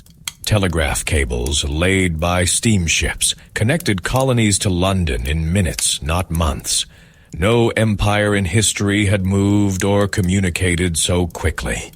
In the 1860s, Governor Henry Beaumont of India wrote, "Steam is the new governor of men. It bridges rivers, mountains, and cultures with equal ease." But not all were convinced steam brought progress. In remote villages, some elders viewed iron trains as demonic creatures. In African forests, steam engines terrified wildlife. In coastal fishing towns, steam trawlers pushed out traditional boats. Progress had sharp edges. The engineering greats. As steam reshaped the world, a generation of engineers rose to legendary status. Some built locomotives, others built bridges, tunnels, and towers that defied imagination. Joseph Paxton and the Crystal Palace. One such genius was not even an engineer by training. Joseph Paxton, a gardener. When Britain announced the Great Exhibition of 1851, the first World's Fair, they needed a monumental structure to house displays from dozens of nations. Architects proposed heavy stone buildings, but Paxton had a radical idea. A palace of iron and glass. Inspired by greenhouse architecture, he designed the Crystal Palace, a building so vast, so airy, so flooded with light that people felt they had stepped inside a dream. It was assembled piece by piece like a gigantic mechanical kit, using steam-powered cranes and precision ironworks. When it opened, millions visited. Some saw it as a temple to progress. Others saw it as proof Britain had mastered the industrial arts. All agreed it was breathtaking. John Fowler and the steam plow. In agriculture, steam brought its own revolution. John Fowler, an engineer with a fierce commitment to ending rural poverty, invented the steam plowing system, using 2 traction engines pulling a plow by cable across fields.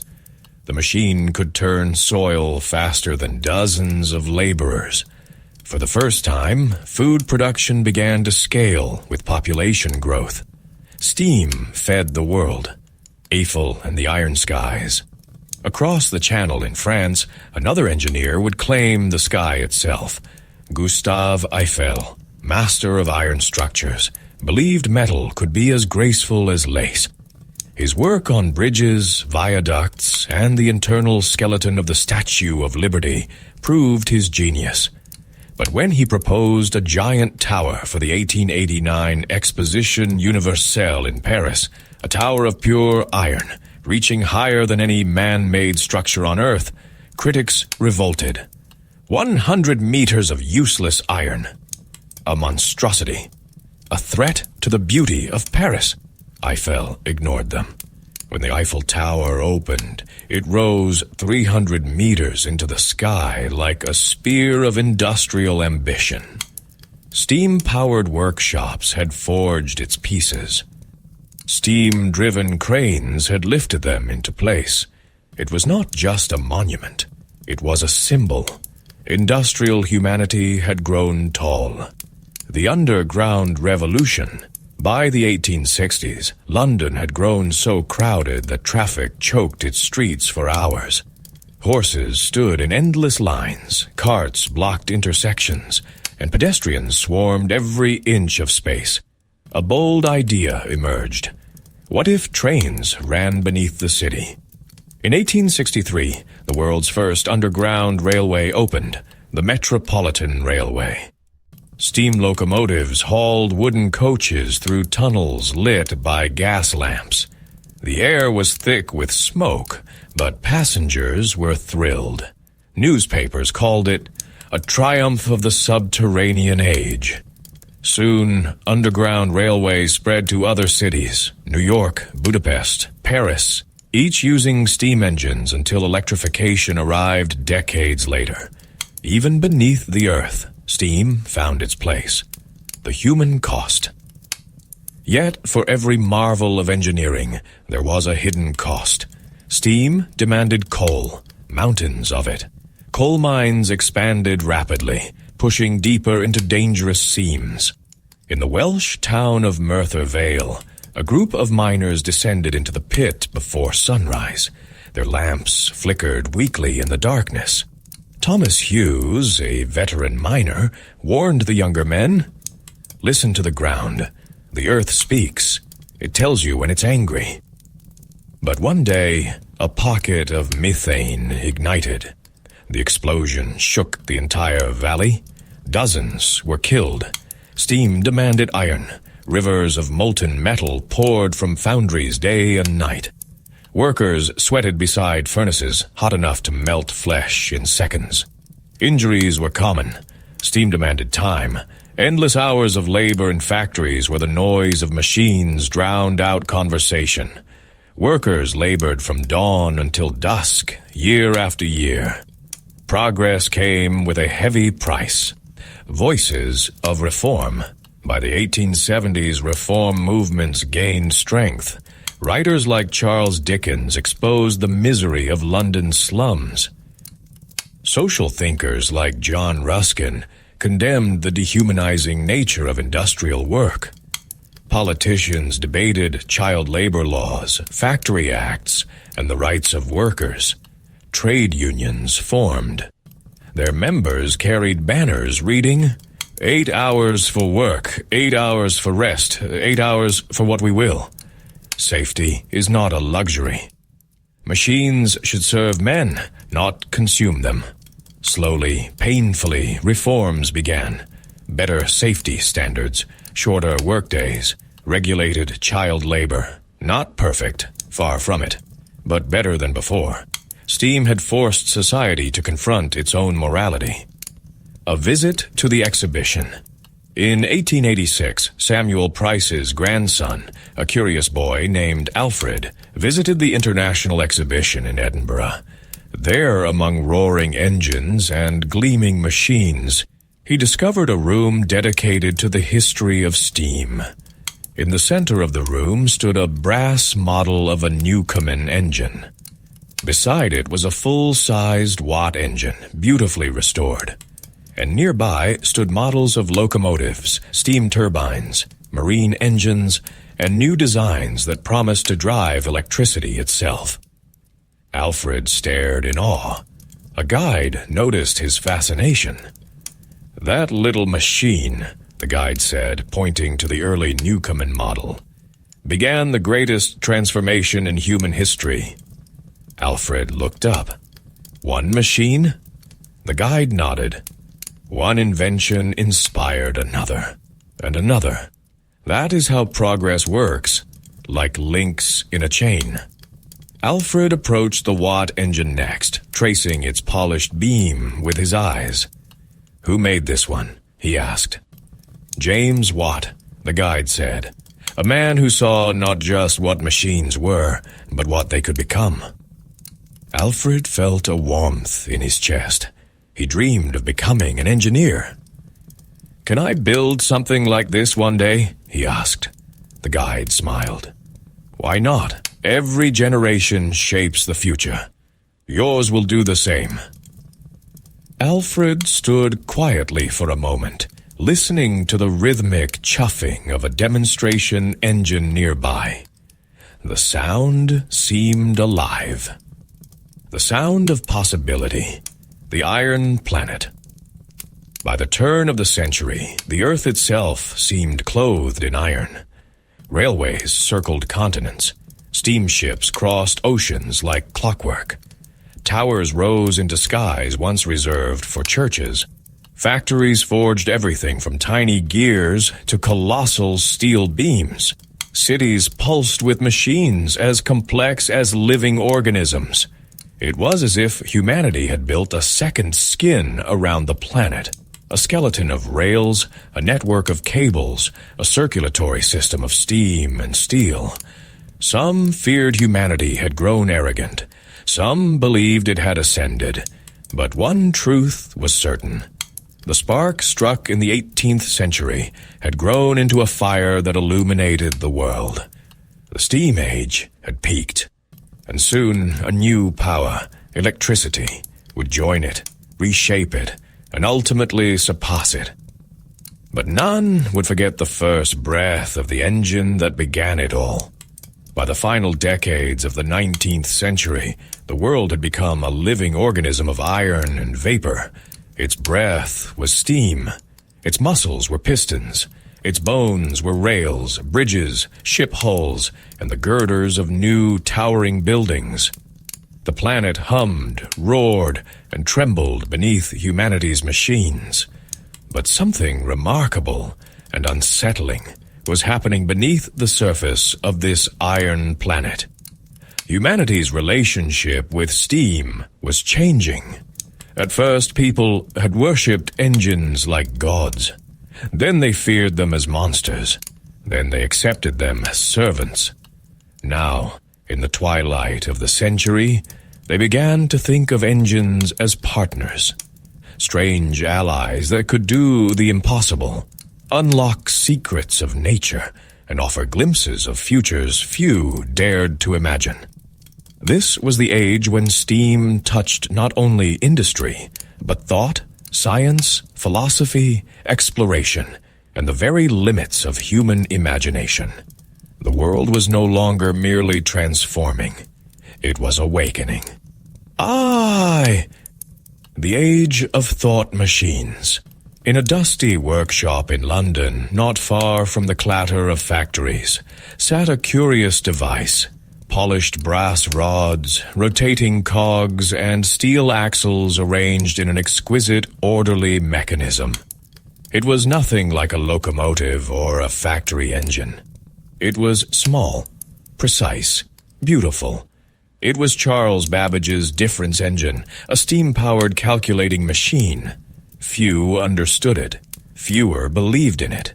But the idea behind it was revolutionary. Steam-driven computation.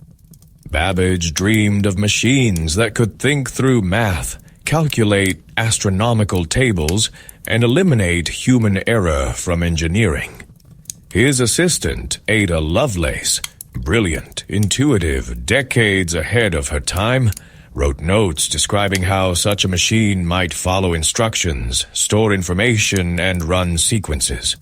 The world would not understand her for a long time. Steam had conquered land, sea, and sky. Now it whispered to the future.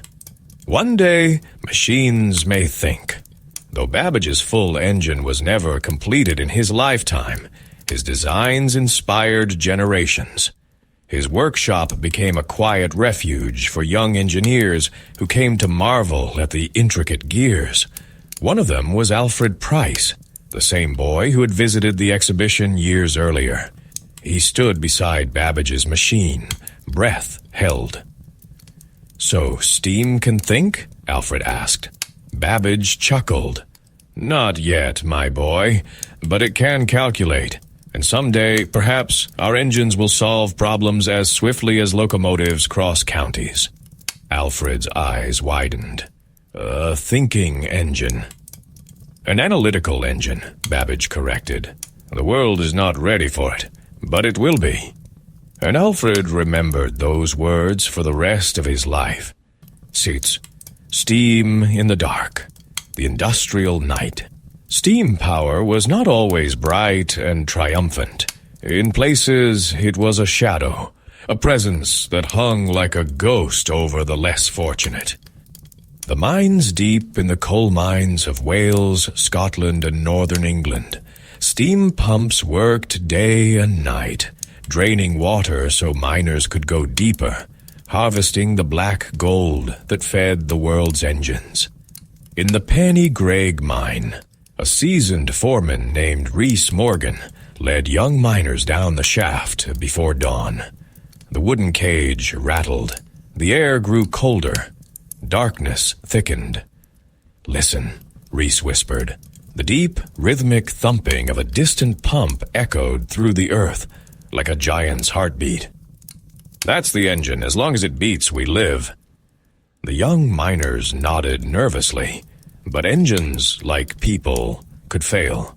In 1887, a rusted valve jammed in a nearby mine. Water surged in, flooding tunnels. Dozens drowned or suffocated before rescue could arrive. Newspapers printed their names in long, sorrowful columns. Steam could give life. Steam could take it. The factories. In Manchester's sprawling textile mills, thousands of workers arrived before dawn, marching like armies into buildings where steam engines powered mile-long belts above their heads. Inside one mill, Mary, now grown, now a mother, labored among endless rows of spindles. Her daughter Annie, only 12, worked beside her. "Keep your fingers quick," Mary said softly. "The machines don't wait." The noise was deafening, the heat oppressive. Steam pipes hissed overhead, yet the wages fed her family, and she believed her daughter might someday work in safer factories governed by new laws reformers were fighting for.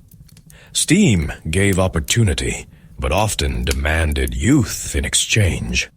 The street cities glowed at night with gas lamps and factory furnaces, but the glow hid shadows. Orphans slept near steam vents in alleyways to stay warm. Thieves hid in fog thick with soot. Workers trudged home exhausted, passing locomotive sheds where engines rested like sleeping beasts. Steam made cities alive. It also made them dangerous. 3. The steam-powered Earth, steam's influence reached beyond machines. It changed how humanity understood the planet. Steam and science. Scientists used steam engines to test physical laws. Steam compressed air. Steam shaped thermodynamics. Steam helped prove the relationships between pressure, heat, and motion. James Joule performed experiments with falling steam weights that revealed the mechanical equivalence of heat, a discovery that would later pave the way for Einstein's physics. In Scotland, Lord Kelvin used steam-powered apparatus to investigate temperature scales and energy conservation. Engineers and scientists now spoke a common language. Steam had merged science and industry. Steam and exploration. Steamships reached the frozen north, where explorers battled ice and storms. Steam drills bored into Antarctic rock. Steam engines pushed riverboats into the heart of Africa. Steamships circled the globe with unprecedented reliability. The Earth became smaller, but its mysteries grew deeper. Steam and war steam did not shy away from humanity's darkest impulses. Warships built with iron hulls and steam engines clashed on rivers and seas. Locomotives transported troops across continents. Artillery was cast in factories powered by steam.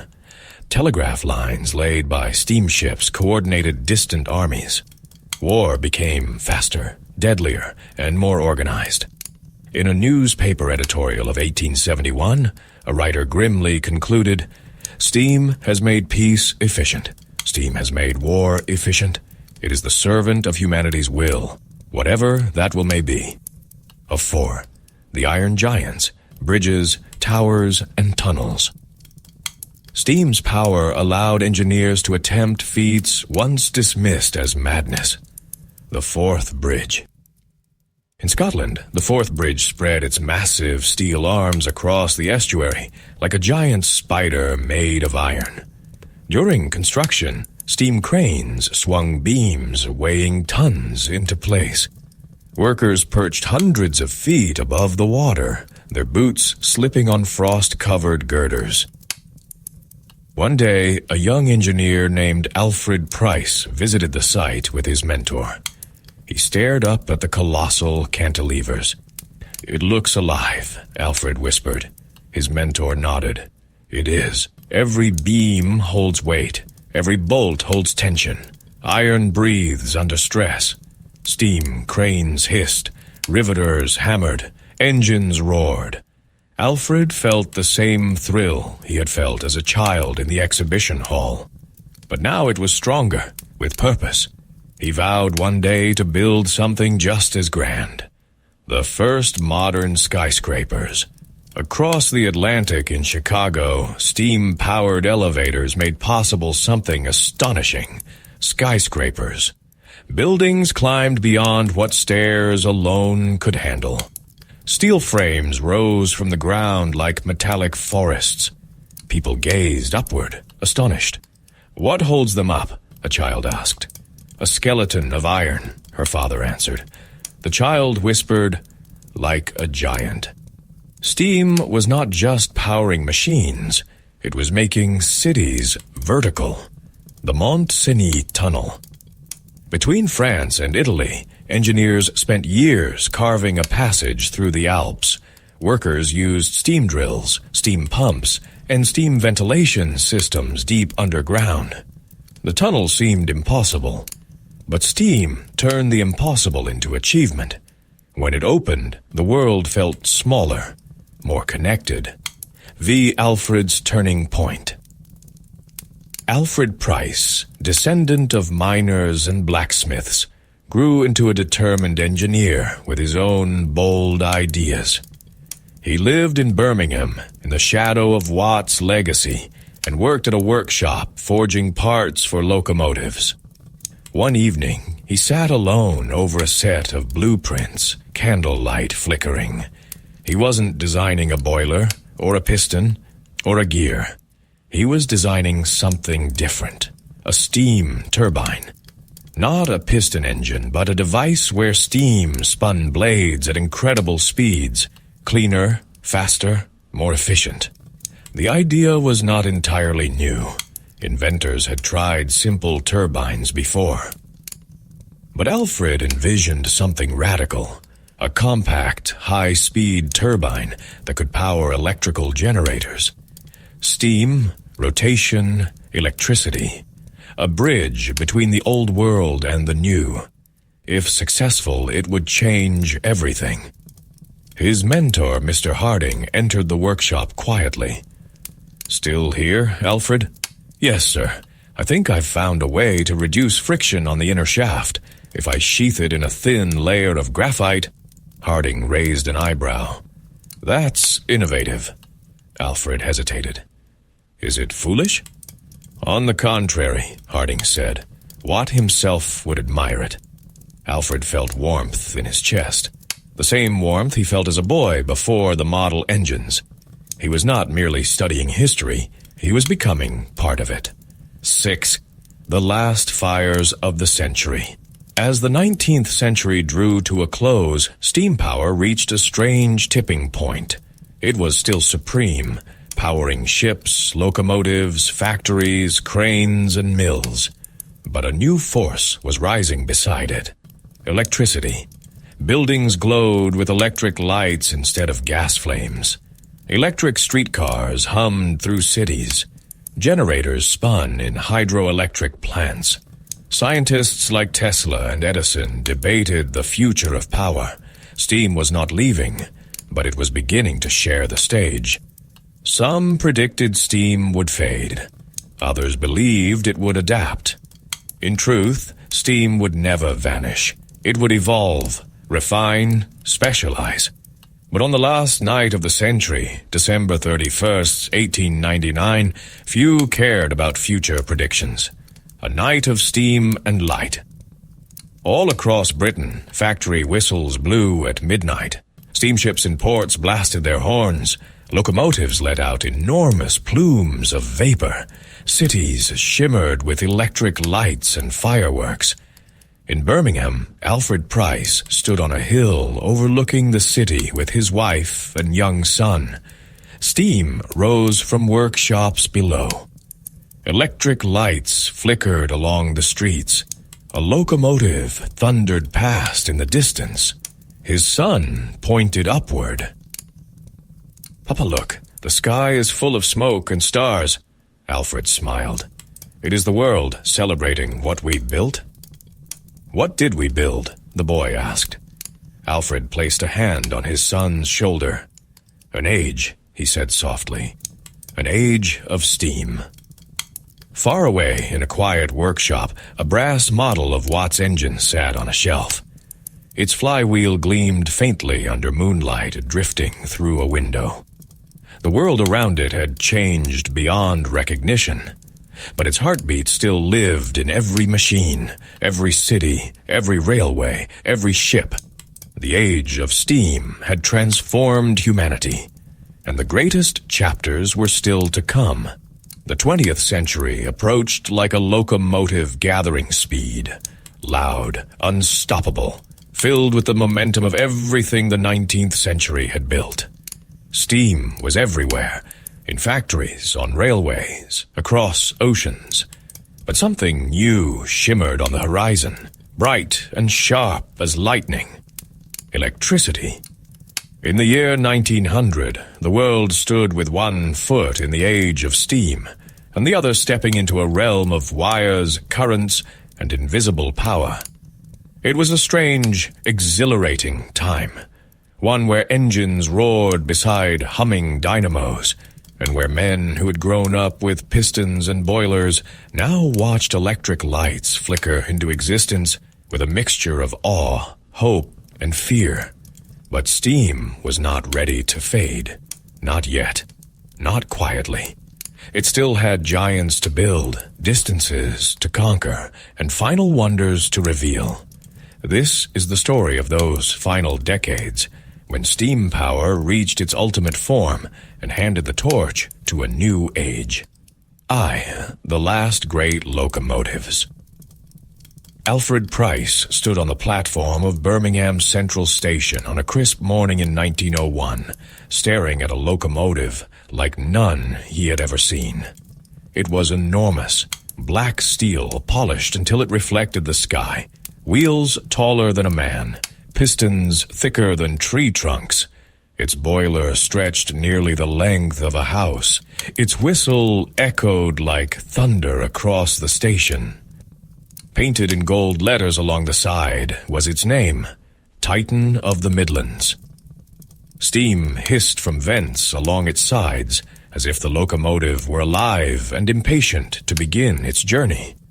Alfred's son, Daniel, now a curious boy of 10, clung to his father's coat. "Papa," Daniel whispered, "is that the fastest train in the world?" Alfred smiled. "One of them. They say it can reach over 80 miles per hour." Daniel gasped. "Faster than any horse." "Faster than most ships," Alfred said. "Steam has learned to fly along rails." The conductor called for boarding. Passengers hurried into the wooden coaches. The Titan trembled as firemen fed coal into its massive firebox. Daniel tugged again. "Will steam always be the fastest?" Alfred hesitated. Not long ago, he would have answered yes. But now, he thought of electric tram lines, new electric locomotives being tested quietly in Germany, whispers of internal combustion engines in France, and strange machines in America that did not need tracks at all. "No," Alfred said at last. "Not always. But steam will remain strong for many years." Daniel nodded solemnly, as if learning a great truth. The Titan roared, and the ground vibrated. Steam poured from its chimney like a white comet. "Look," Alfred said softly. "The age of steam is showing its strength. One last time." And the locomotive thundered out of the station, pulling a long chain of carriages behind it. A steel arrow shot into the future. The age of turbines. While the world admired locomotives and steamships, a quieter revolution was unfolding in machine shops and laboratories. Steam turbines, Alfred's passion, were rising. They were nothing like the slow, pounding piston engines of old. Turbines spun smoothly, swiftly, using jets of steam to rotate blades at astonishing speeds. This made them perfect for something new, electricity generation. In 1902, Alfred stood inside the new Battersea Power Depot, gazing proudly at the turbine he had helped design. It stood like a metallic cathedral organ, rows of steel housings, polished shafts, and blade rings hidden inside like a secret. The chief engineer approached, wiping his hands on a rag. "Well, Price," he said, "shall we start your masterpiece?" Alfred felt his heart hammer. "Yes, let's wake it." They opened the steam valve. A low hum began, soft at first, then growing into a clear, rising note. The turbine accelerated, its blades slicing through steam at thousands of revolutions per minute. Lights flickered, then steadied, then glowed brighter than any gas lamp. Workers cheered. The city outside hummed as generators fed power into new electric grids. One man muttered, awestruck, "Electricity from steam. Imagine Watt seeing this." Alfred smiled quietly. Steam had given birth to its successor. The sky beckons. Steam had conquered land and sea, but a new realm called to engineers, the sky. In 1903, newspapers announced an astonishing rumor. 2 American brothers, the Wrights, had flown a powered aircraft. At first, many dismissed it as fantasy. But in workshops across Europe, inventors felt the familiar itch of possibility. "Could steam fly?" a French engineer asked during a dinner with Alfred. Alfred laughed. "Steam is too heavy, boilers too bulky, fuel too demanding. The sky demands something light." "And yet," the man said, "Watt taught us never to limit the imagination." Alfred could not argue with that. Steam aviation experiments. Despite the challenges, some dared to try. In 1905, an eccentric engineer named Hiram Maxim built a gigantic steam-powered contraption in Kent, part locomotive, part airplane. It had wings like a kite, wheels like a carriage, and a steam engine at its heart. It never flew, but it lifted itself enough to break its rails. Engineers watched in equal parts terror and admiration. "The sky," Alfred murmured, "belongs to lighter engines. But steam will help us understand the way forward." And indeed, the principles learned from steam power fed directly into the science of aerodynamics and high-speed propulsion. Steam had shaped minds that would one day shape the skies. IV. The Great Debate, Steam versus Electricity. By 1910, 2 visions for the world's future clashed on a global scale, the steam traditionalists. They argued, steam is proven, steam is strong, steam is everywhere. Steam built the modern world. Electricity is a fad, they insisted, a fragile fancy. It depends on generators that still rely on steam. The electric progressives, they countered. Electricity is clean. Electricity is efficient. Electricity reaches places steam cannot.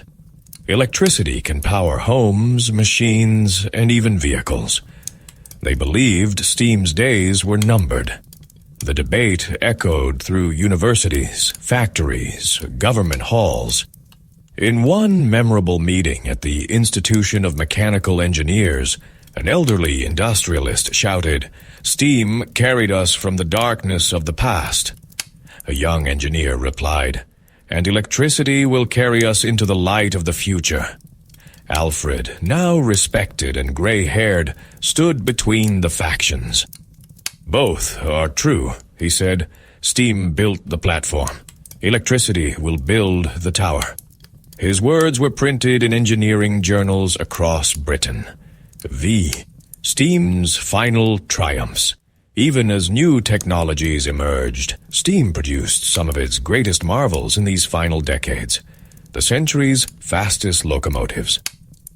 In 1938, a locomotive called Mallard set a speed record of 126 mph, its sleek blue form streaking like lightning across rails. People cheered. Newspapers celebrated. Steam had achieved perfection.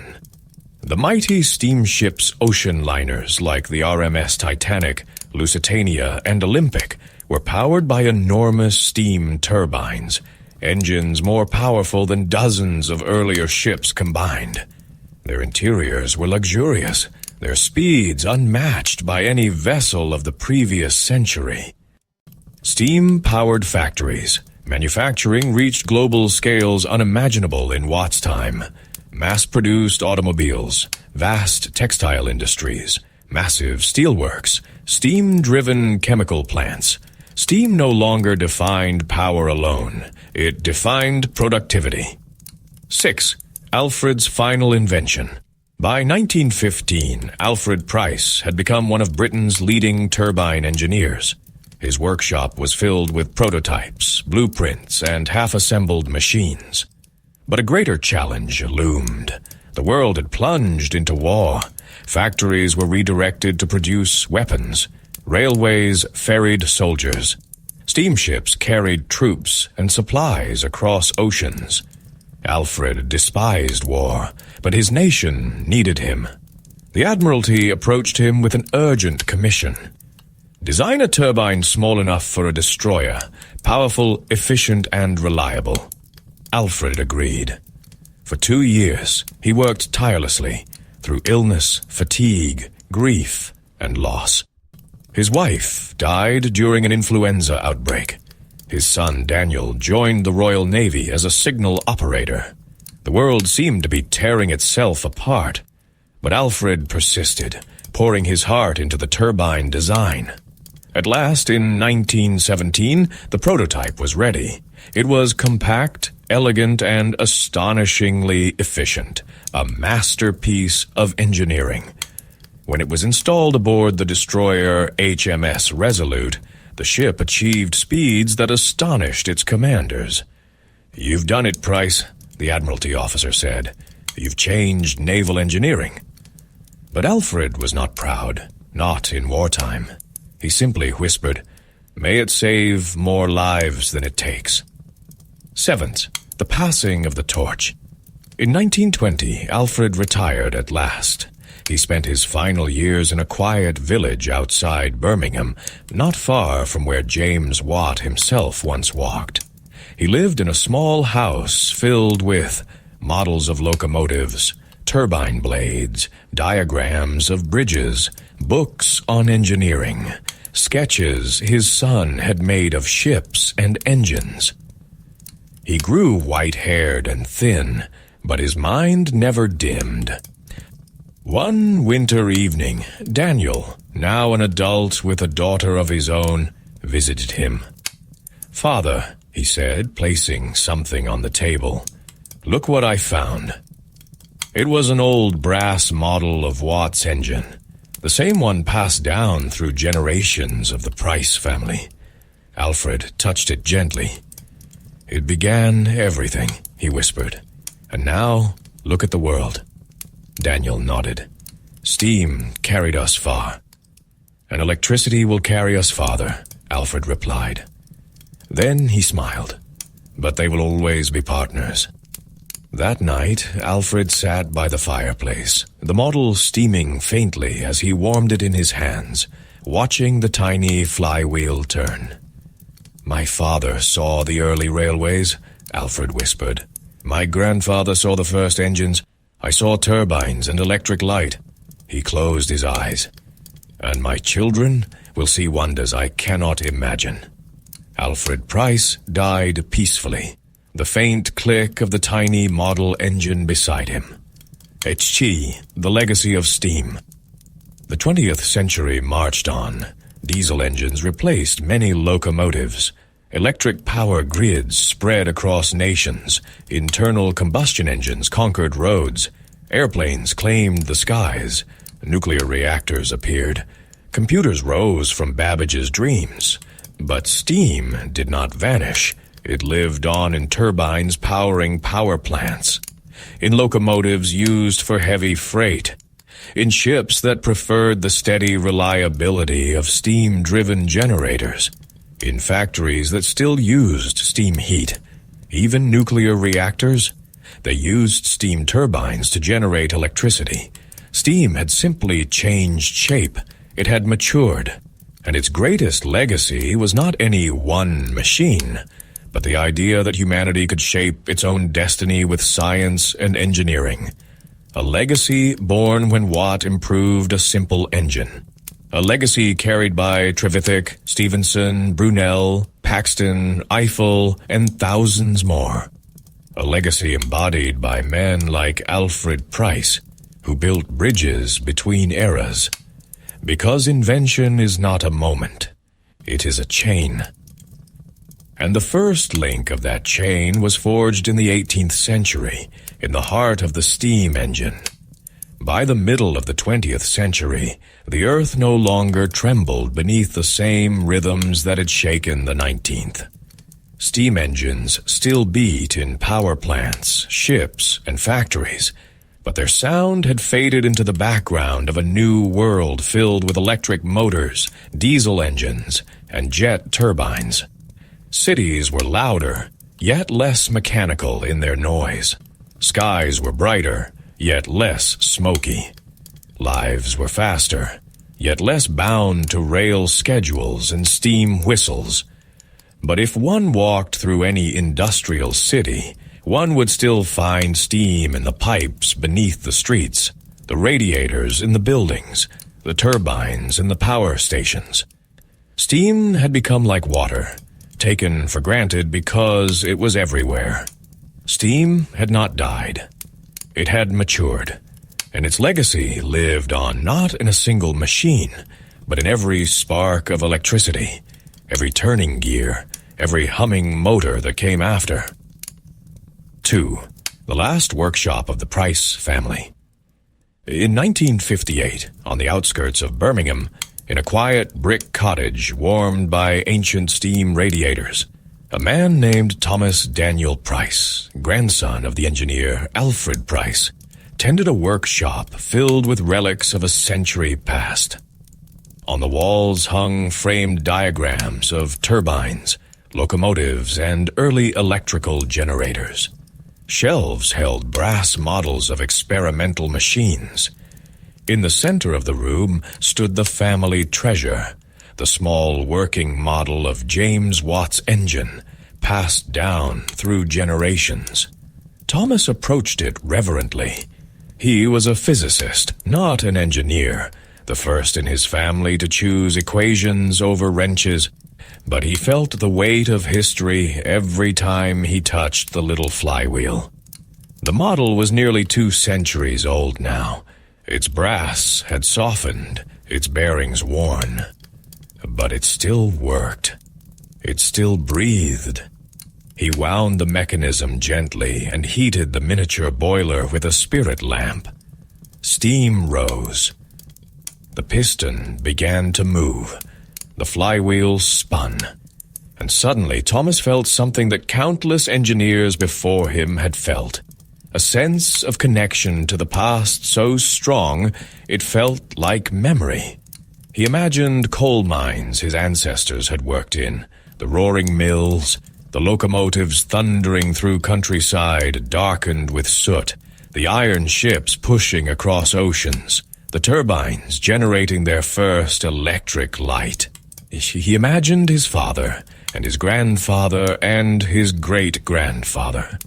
And then, unexpectedly, he imagined something else. His daughter.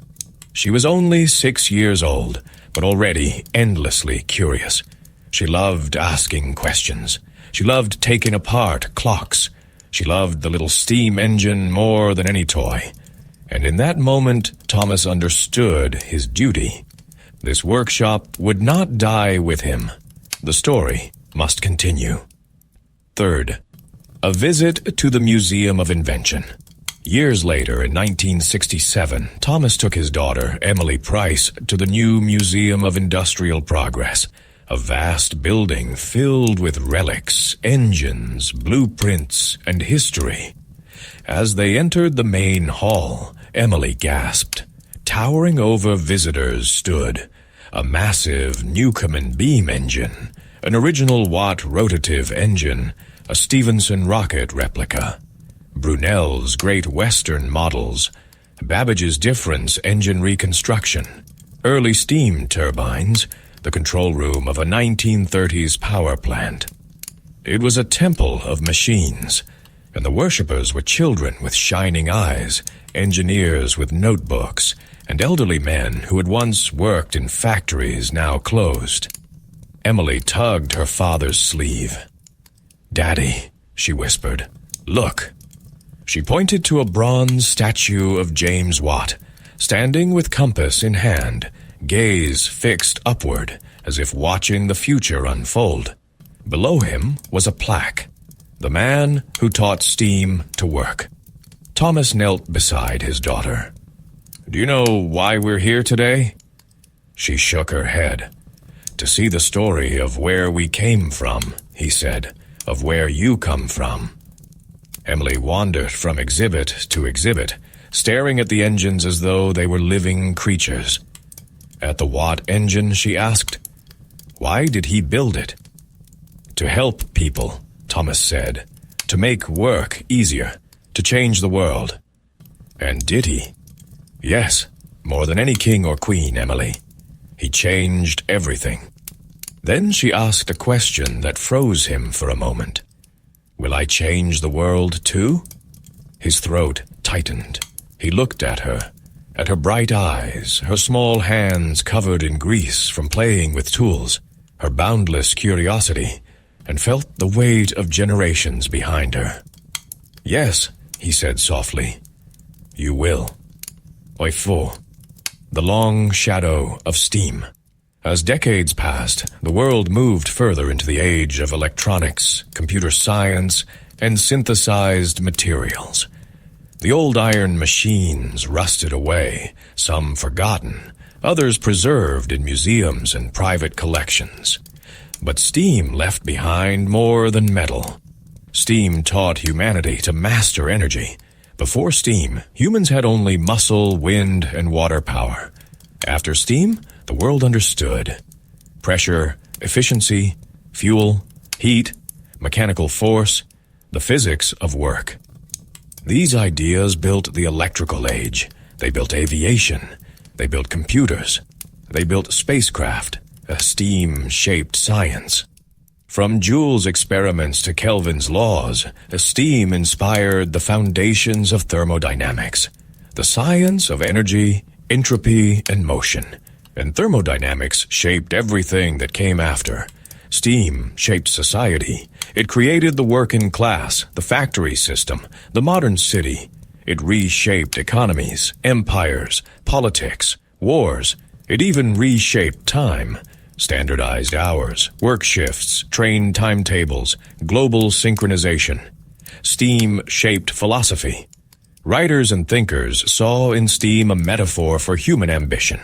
Limitless yet dangerous, powerful yet humble, capable of both creation and destruction. Steam changed the way people thought about progress. Steam shaped identity. It created engineers, a profession devoted to problem-solving, invention, and the belief that anything could be built if one had enough gears, levers, and imagination. Steam did not merely build machines, it built the modern mind. V, a world-seeking meaning. By the late 20th century, humanity had reached the stars. Satellites orbited Earth. Moon landings became reality. Computers spread across the globe. Yet with each step forward, some felt a quiet nostalgia for the age when progress had a smell. Coal smoke, hot iron, oil, steam. The age when progress made noise you could hear in your bones. The age when invention was physical. A professor of engineering wrote in 1982, "The steam engine was the last machine that allowed humankind to feel its own power directly. In every piston stroke, it said, 'This is what we can do.'" As computers grew silent and miniature, as engines hid behind composite casings, as modern life grew abstract and distant from its mechanical roots, some yearned for the age when machines were visible, tangible, simple enough to understand, powerful enough to inspire awe. And so began a revival, not of steam itself, but of its spirit. Museums expanded. Model engineering clubs flourished. Restorations of steam locomotives became national events. Children stared with open mouths as the giants of the 19th century roared back to life. Steam became legend. Steam became art. Steam became memory. But memory can shape the future as much as the past. 6. Emily's invention. Emily Price grew to follow both her father's world of physics and her grandfather's world of turbines. She became an engineer specializing in energy systems, but with a deep fascination for the roots of technological progress. Her research focused on converting waste energy into useful power, a concept that thrilled her because it mirrored the principle Watt himself had used when he invented the separate condenser. Reduce waste, increase efficiency. One night, in her small laboratory at the university, Emily worked late, surrounded by equations, models, and a miniature turbine she had built for experiments. She paused, wiping sweat from her forehead. On her desk, she kept a small souvenir, a gear from Alfred Price's original turbine, polished until it gleamed like gold. She touched it gently. "My family helped build the first machines," she whispered. "Maybe I can help build the next." And she did. Emily Price invented a hybrid micro-generator that used both steam and thermoelectric materials to produce power from small heat sources. Industrial waste heat, geothermal vents, solar concentrators. It was small enough to fit in a suitcase, powerful enough to run a house, and efficient enough to electrify remote villages without large engines or fuel. It became one of the most important energy inventions of the century. When she received an international award, the presenter said, "From Watt's engine to the Price generator, the story of steam has come full circle." She cried that night, not from pride, but from gratitude, because she knew she had not built her invention alone. She had built it with James Watt, Trevithick, Stephenson, Brunel, Babbage, her grandfather, her father, and every dreamer who had touched steam before her. In her acceptance speech, she said, "We stand on the shoulders of giants, giants made of iron, steam, and courage." 7. The return to the engine. In the year 2020, on a quiet morning, Emily Price, now older with silver beginning to shine in her hair, visited the museum with her own daughter, 7-year-old Clara. The great hall looked the same. Engines towering, flywheels gleaming, pipes cooled to stillness. "Clara," Emily said softly, "do you see that?" She pointed to the Watt engine. Clara squinted. "Is that the first steam engine ever?" "One of the first," Emily said, "and one of the greatest." "What did it do?" Emily knelt beside her. "It changed everything," she whispered. "It changed the world more than any one person ever has." Clara blinked slowly. "More than kings?" "Yes." "More than explorers?" "Yes." "More than superheroes?" Emily smiled gently. "James Watt was the closest thing we've ever had to a real superhero." Clara stared at the engine with a newfound reverence. Emily placed a hand on her small shoulder. "And Clara, you come from a line of people who helped carry his story forward." Clara gasped. "Really?" "Really." They stood in silence, listening to the soft hum of the museum lights. Then, unexpectedly, a volunteer staff member walked by and said, "If you'd like, we can run a demonstration of the Watt engine." Emily nodded eagerly. "Yes, please." The museum worker approached the ancient machine, opened a valve, heated a small boiler beneath the model, and stepped back. The audience gathered in silence. A hiss, a whisper, a tremble, and then the piston moved. The beam rose and fell. The flywheel spun slowly, then faster. A living heartbeat, 2 centuries old and still alive. Emily felt tears form. Clara squeezed her hand. "Mama, it's beautiful," Emily whispered. "Yes, because it's the beginning of everything." Faith, the breath of the world. As the engine turned, Emily felt something no technology of her own century had ever given her. Not awe for the machine, but awe for the idea.